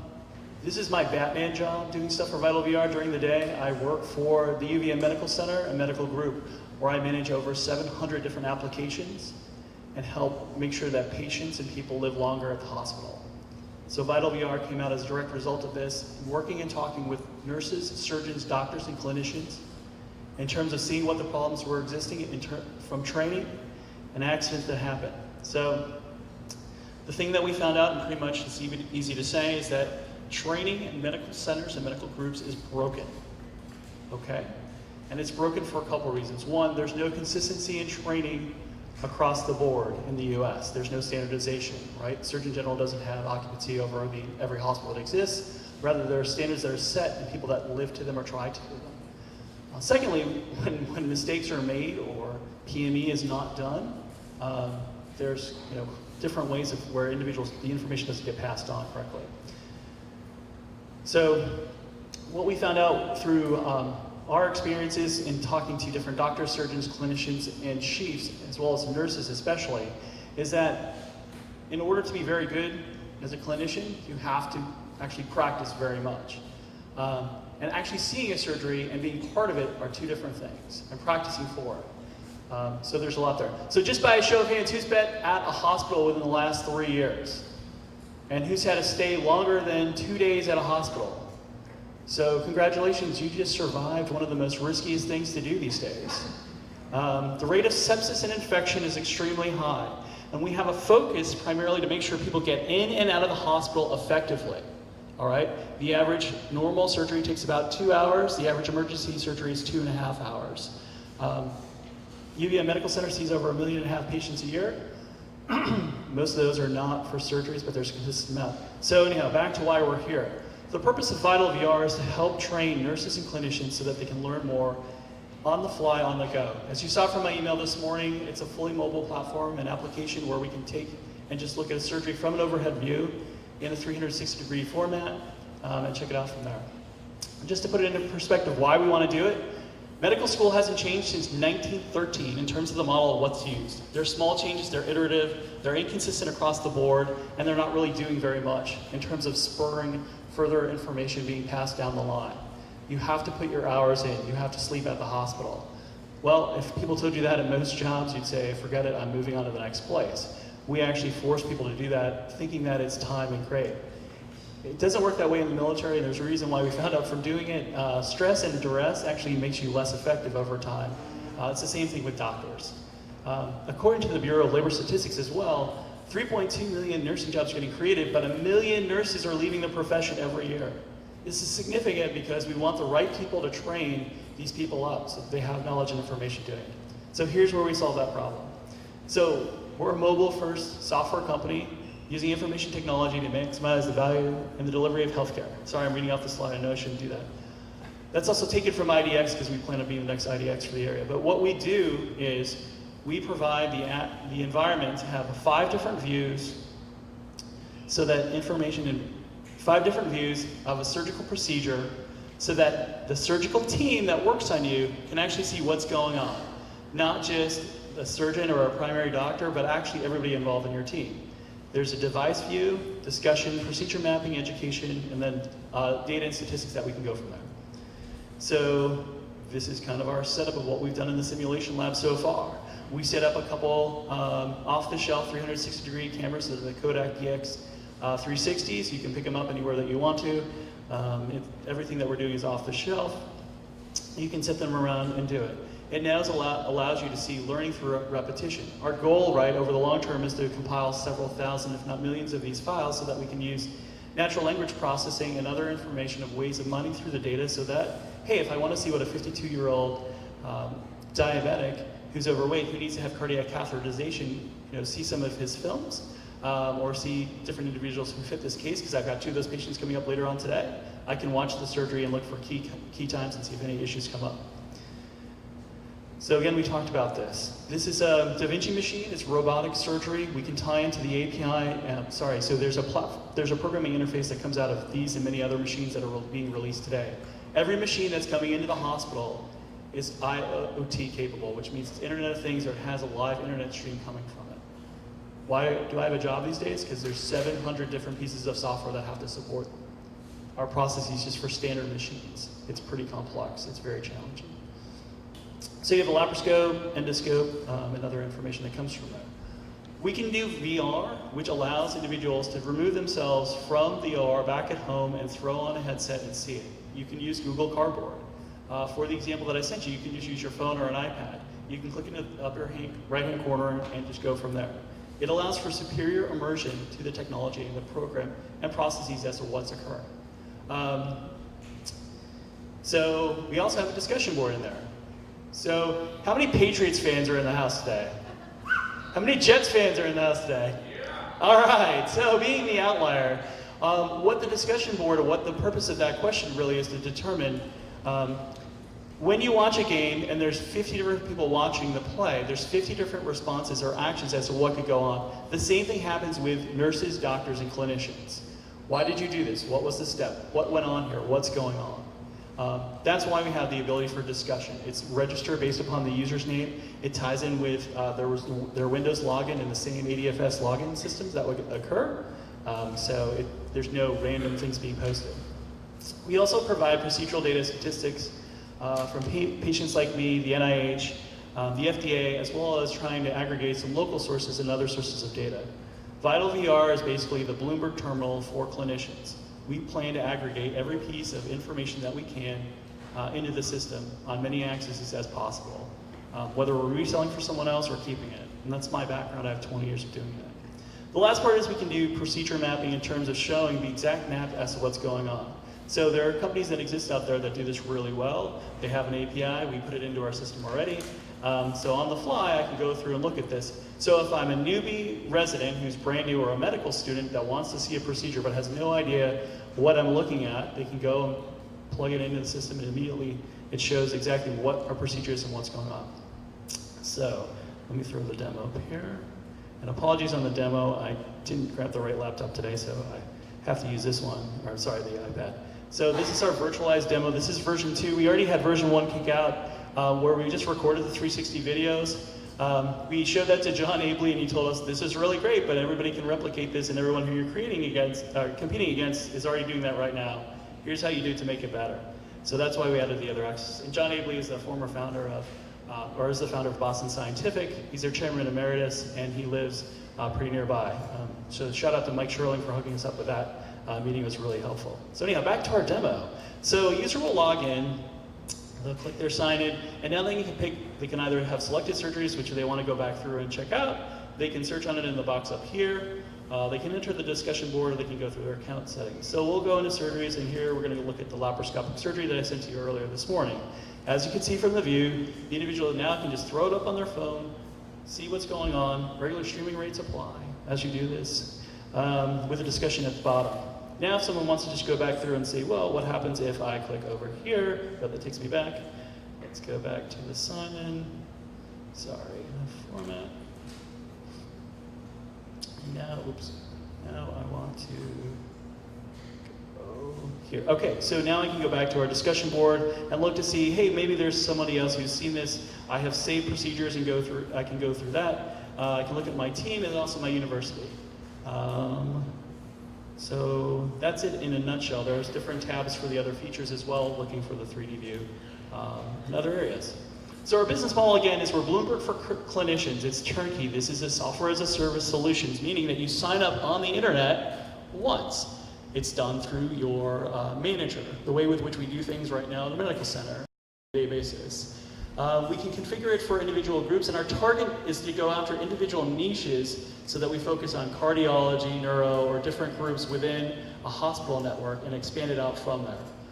In our case, we would start off with different nursing groups or different medical students and go from there. The feedback that we've gotten has been pretty good, and I'm wrapping it up right now. So our competition, we compete against Giblib, which is a USC-funded venture-backed company where a bunch of business students got together and they have about $1 million of funding. Unfortunately, they don't have any clinicians attached to them, which kind of stinks. BioFlight VR and Applied VR are both by doctors, which is great, but they don't know how to program. So our secret sauce is we have over 50 years of programming experience here. I have almost $1.5 billion worth of release software behind my name. We also compete in our market against device manufacturers. So just a timeline as to where we're at. Our MVP is done. It was reviewed and shown to a bunch of different nurses and doctors. We're working on version 2, comes out in September. We have a couple technical partnerships for areas that do things better than we do, with the goal of having beta release by end of this year, but we're ahead of schedule right now. And we're hoping to really close in on UVM. Our revenue targets are as follows. So we're looking for 1,000 users at $1,000 a head with $1 million revenue in year 1. Closing in and basically doubling that year over year, so that 4 years from now we're a $20 million company. Just to give some statistics, there are 1,650,000 Oculus Rift headsets that have been sold so far. There are 1 million plus users of Google Cardboard. It's predicted that we'll have a lot more. Our net profit is running about 30% prediction per standard software numbers. Again, this is just based upon our growth rate, and we adjusted the SG&A to appropriately. So our ask is we're looking for our advisors and introductions. We know that there are a lot of IDX people in the area, and we'd love to meet more and kind of talk to them about ways in which we can grow and scale. Our team so our head of product is Chris Frank. He helped work on augmented reality and virtual reality in a company called iPointer. He just sold about 12 of his patents to Intel. Luke Stark's our developer. He works at FactSet. I'm Kip, the CEO, with 20 years of experience working at UVM Medical Center. We've got Ben Mazzara, who's a developer of ours. We've also got some other advisors that are coming in once we get approval from the UVM Medical Center in terms of that being okay. And that's it. Questions?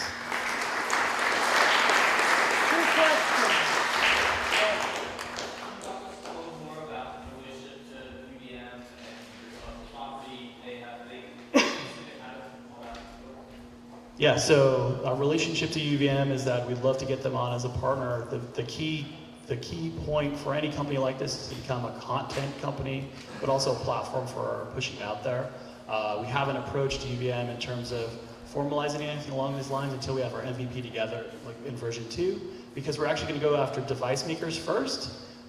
They're the ones who have a lot more leeway in terms of patient control, what they're showing, and there's also a distinct market need to show the value of their devices and save their salespeople some time from going around. Do they have any ownership interest in some of the products? This is outside of UVM Medical Center. So, but the weaknesses of what we've seen in the market is no one's partnered up with any medical school, right? The guys at GuildLib have partnered with USC, but they haven't done anything with the actual medical center there or UCLA, Cedars-Sinai or anywhere else. That's a huge miss on their part so far. My guess is that they'll be partnering with them fairly soon. You have to do it. I mean, basically, as a byproduct of every surgery, you're going to have cameras in there at some point in time, right? It happened with cops. It's happening all over the place. And the benefits are there, right? Malpractice insurance goes down as a direct result of it being patient complication rather than it being an issue from the doctors. Your insurance companies will make this happen in 5 years. One of our, so my dad is a former CEO of a reinsurance firm, and he's put us in touch with some malpractice insurance people, and they're interested in seeing what we do next. One more question, anybody? Heidi. I'm a little puzzled with your target market. Is this for people helping diagnose? Is this for people watching procedures to learn? Well, what's the purpose? Sure, the purpose is to show people to learn better, faster from the right set of hands, right? To see the experts in their industry go and perform these operations, and to be able to see it. In an average surgical theater, you have between 8 to 12 people that are there. There are a lot of people that are involved, but in a standard nursing like education or setup or configuration, it's not as hands-on as it is for a resident program or surgical program, but there are key points to it. We're really shooting for the nursing demographic here, just because there's so many more nurses that are involved in care. It's increasing more and more, and again, with the baby boomers getting older, there's a distinct more need for more and more practitioners to take care of them. Great, thanks, Kevin. Thank you.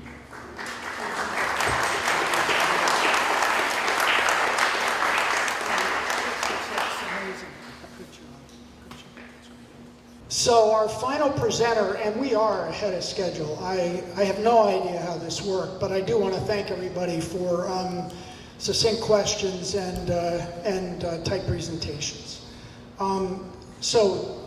Joel J.T. Bernard is from Jericho and is the principal at Vermont Hemp Company, and you're going to hear his proposal.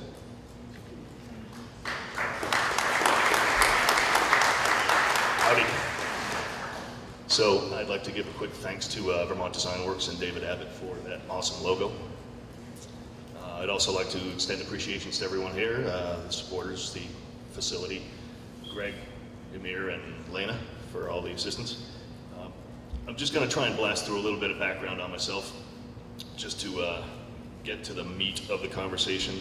I've actually been involved in the whole cannabis activism for close to 30 years, and hemp specifically for about 3 years in full immersion. So it's a long-winded story, and 8 minutes is gonna be tight. 7. 6 the way I'm going. So let's see if we get any activity here. No, that's not doing it. What are we doing here, man? So, technical difficulties, Alien. You want to give me a hand? Do you know this? Yeah, it's not coming up on my screen. It's only coming up here. Well, there's my letter from the University of Vermont that gives me federal regulatory compliance. Here we go. And this is proof that I have both financial and legal people all over me. Yep. There we go. Same, confidential, just legalese. This is a little bit of background about myself. I am a UVM grad, College of Agriculture and Life Sciences. Did graduate work at the University of New Hampshire in Water Resources Management. Have around 9 years in natural resources research, including as an environmental scientist and environmental toxicology lab, so I do have lab work in addition to field work.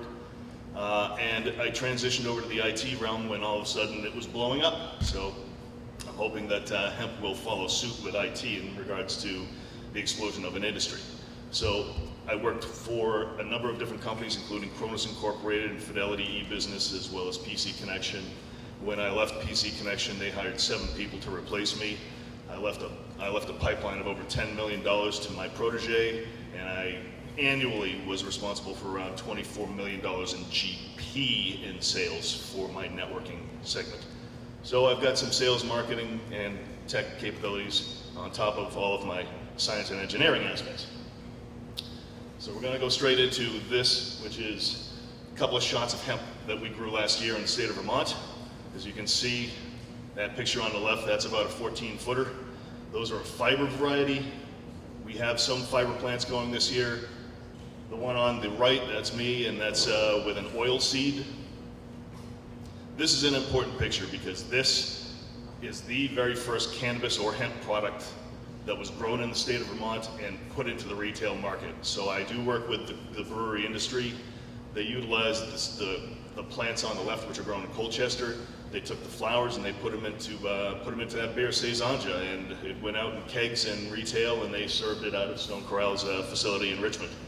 I'm currently working with another local brewer who's going through his DLC paperwork right now, but we're looking at going further into the idea of tinctures and other type of infusions, extracted cannabinoids into beer itself. Beer is a tricky one. Cannabis and humulus are both in the Cannabaceae family, but humulus is water soluble, cannabis is not, and it needs to decarboxylate to even become active, and that's, like I said, deep. So these are some of the organizations with which I work. I'm an affiliate with the National Hemp Association. I am with the Hemp Industry Association, including as a founding member of the state's chapter, and I hosted the Hemp Road Trip when they were here earlier this year. Brought them down to Montpelier, introduced them to Tim Schmaltz, Dave Zuckerman, Heather Darby from UVM, Dr. Voigt from UVM, and a few other folks. And on the left, that'll give you the fact that I have research working with the University of Vermont, about 3 different research projects. That gives me federal regulatory compliance according to the 2014 Federal Farm Bill. I am the only private business with federal regulatory compliance to cultivate hemp north of Kentucky and east of Colorado. In spite of what others might say, you're looking at the guy. I also am working with faculty at Penn State. We're looking at bioplastics, so we're doing some materials research down with Penn State. And I'm also working with some folks down at UMass Amherst for hemp carbon structure technology in accordance with David Mitland's work. Hemp carbon capabilities exceed graphene as a supercapacitor. So I do have other projects going on. These are not ones I'm going to speak to today, but I did want to be at least a little thorough. What I'm talking about today is extraction of cannabinoids. Right now, this market has gone from 0 to 85 million in the first 2 years. It is an emerging market. It is projected that cannabinoid extraction of CBD alone, cannabidiol, will hit $450 million by 2020. There are entities around the country, such as the city of Pueblo. They gave $5 million to an extraction group to build a facility in the city of Pueblo. There's an extraction company in California that literally just dropped $4.1 million to buy an unused jail from the local community to convert into an extraction facility. In doing so, it took the city out of debt. The city was $3.3 million in debt. That $4.1 million basically gave the city a surplus, and it got rid of the facility. So clearly, factors are moving towards that. The money is aligning for this. And what I'm proposing is net new technology in an emerging market. What we see on the left is known as a fractional distillation unit. That's about as big as they get right now. That is a small thing. It's only about 5, maybe 10 liter capacity. For me to do a field of hemp with that would probably take 3 years just to do 1 acre's worth of hemp. The photo in the middle is what we're working on. I have a technologist who is holder of patents. He's on the West Coast. He has worked with a number of these facilities before. He has net new technology. Nobody has it. Basically, we're going to take the one on the left and build it out to the middle scale. We're going to make it so that we can do 20,000 pounds per month scaled, and that would be able to do the entirety of Vermont for the next few years. But also, we get a hold of the intellectual property for this, so we would be able to resell this in addition to actually using it. We could do it either by franchise or just open new facilities, one in Maine, one in Massachusetts, however it works.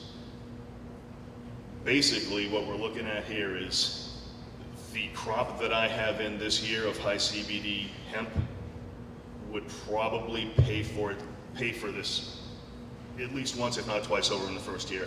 So think 5 to 10 million to build this out in the proper lab facilities. It'll bring in 5 to 10 million just off the small crop I have this year. The expansion plans for next year to go from 2 acres to 20 acres, we're talking about one of these things being able to process and put into retail about $400 million worth of product. So the very first year would be shaking down the technology, and then it would be good to go. This is a big ticket item, absolutely. It's something I'm already working on. I've got RFPs in place. I've visited with real estate in town. Allen Martin Drive has some nice property. I wouldn't mind keeping this in Essex. And what we're looking at on the right there is basically processed raw cannabidiol.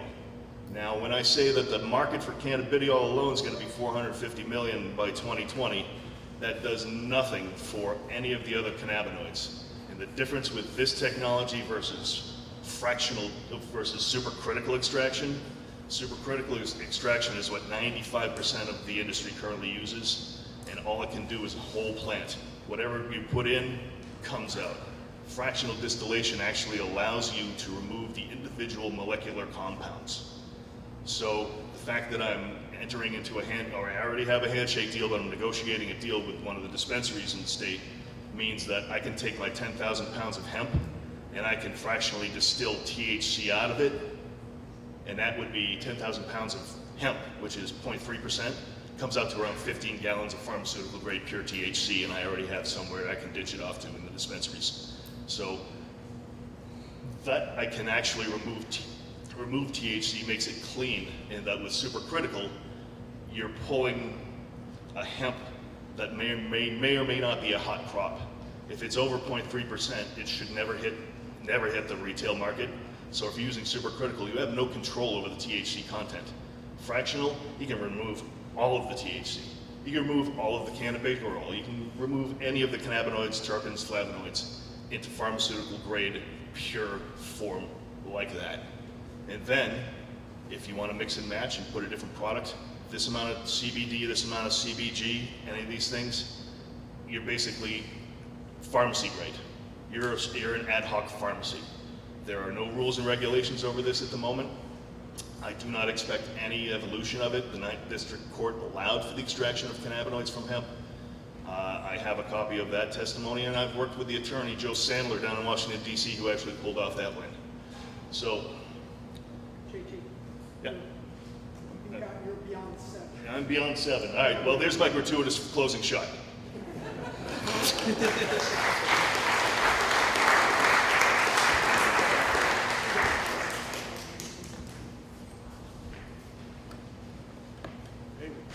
All right, anybody?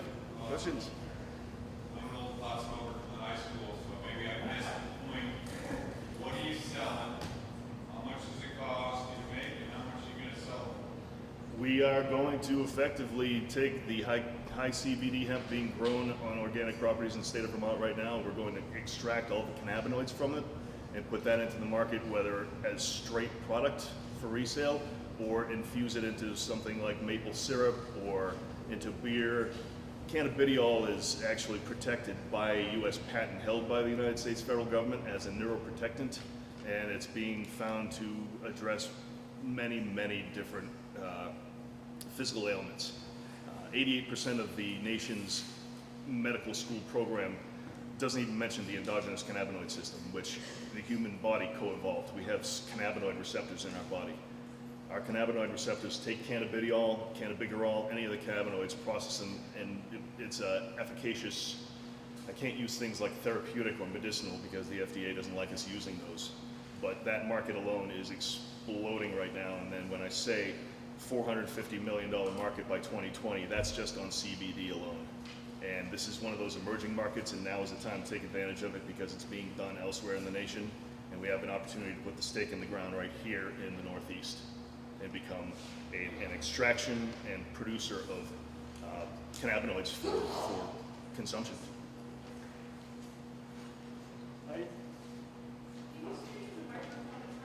Oh, I'm sorry.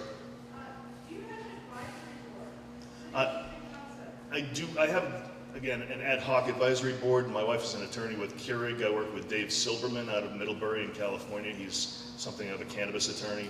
I work with Trip Murray, who was crucial to the VTCC report, and he helps me with some of the financial work. And I work with other entities such as Pro Verde Labs, Hemp Business Journal, Seed CX. Seed CX are a couple of MIT Sloan grads that are creating a hemp commodities market right now. So it's such a new market that they don't even have very many metrics or even ways to take care of the metrics. So what kind of money are you looking to raise in the short run, and how are you looking to do it? So, I'd like to keep it local money. I've been approached by national money on several occasions, probably around 6 times, but I'd like to keep it in-state. This can be done either by group, or it can be done by one person who wants to put up collateral for a small business loan, or it can be one or multiple people that just say, here's 5 to 10 million, and I'm looking for people to come on. I just don't have enough eyes or hands to be able to do all of this, so I do need some professional guidance along with that. Any other questions? How much money? I missed it. We're probably looking at 5 to 10 million to get this off the ground, completely up and running, and it would pay for itself by this time next year.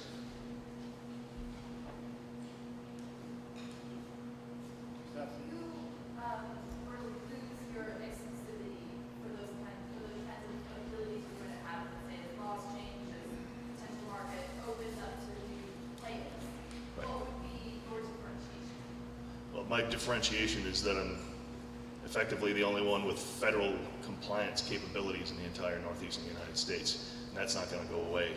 And that's based upon the 2014 Federal Farm Bill. Senator Patrick Leahy was one of the authors of that. 7606 is the section that details hemp research and hemp cultivation and the parameters of that.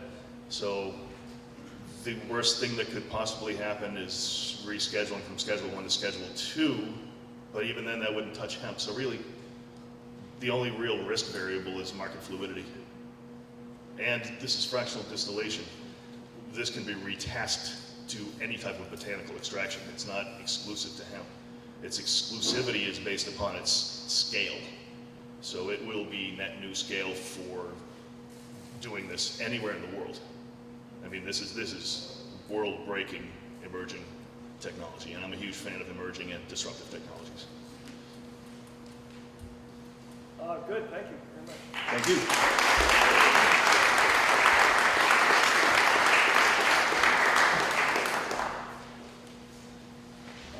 Okay, so Lena's going to collect this last group here of the feedback sheets, and it is about 11:15, and I think by about 11:25 we should be ready to award the Writer's Choice Prize.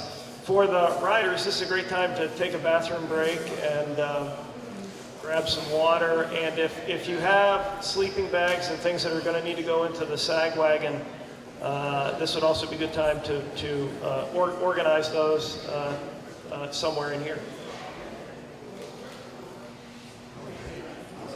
Okay, so we're gonna announce the prize winner in a second here. The prize winner, the Writer's Choice Prize, gets Abby Road Pitch Bear. Yes, she is a female. Bill Schuldeis is holding Abby. Can you give it a little twirl around? It has Writer's Choice written on the leather jacket in the back. It has a T-shirt similar to ours, although we couldn't get all the sponsor logos on her T-shirt because they'd be tiny, tiny, tiny. And then I have Joe Goldstein here from the Department of Economic Development. And as I mentioned before, the Department of Economic Development is one of the statewide sponsors. And so the $500 comes from them and others. And we also have a Merit hat donated by Ken Merritt in the back. Joe, would you like to say a couple things? Sure. First, congratulations to all of the participants and everybody involved in this great event. It's a pleasure and an honor to sponsor this, but also to say that there's an economic development delivery system throughout the state, so irrespective of whether somebody wins or not tonight, please reach out to us. There's help. There's help all over the state, so good luck to everybody and take care. The other thing I want to mention before I ask Bill to say a couple words too is that the other thing that the prize winner gets this year, the Writer's Choice Prize winner, is an invitation to come and pitch on October 18th on the statewide pitch-off that's going to be hosted by Champlain College, one of our new sponsors this year. And so I'd like you to do that. And I think for the towns, I would encourage you to work with the winning team here to prep them as best as you absolutely can for October 18th. You've got plenty of time to do it. The prize there will be $4,000 and a mentoring from the rider group as needed for the next year. That's the overall winner prize package for the statewide winner. Bill, you want to say a couple things? First off, I just wanted to say thank you, Karen, for asking us to be a part of this.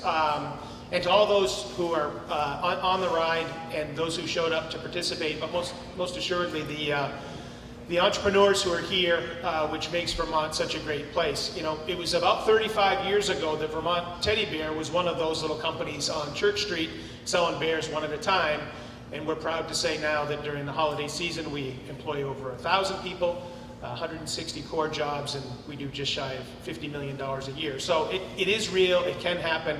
And I think the reason it can happen in a state like Vermont is because we're so well connected, we know each other, and if we don't have the answer, we can put you in touch with somebody else who may be able to help you to take that idea to the next level. So on behalf of the Vermont Teddy Bear Company, who is anxious and willing to stay involved and give back to the community, I just wanted to say congratulations, and Karen, thank you for including us in this. Okay. So the winner, believe it or not, is Coming Up Crickets, Tomorrow's Harvest.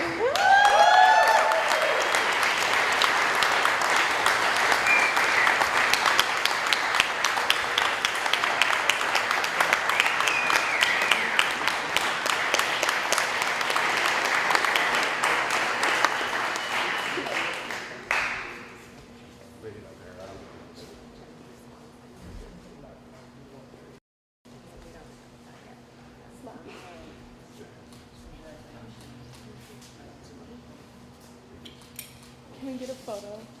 Last minute, we decided to throw in a free Harley Davidson to the cricket winners too.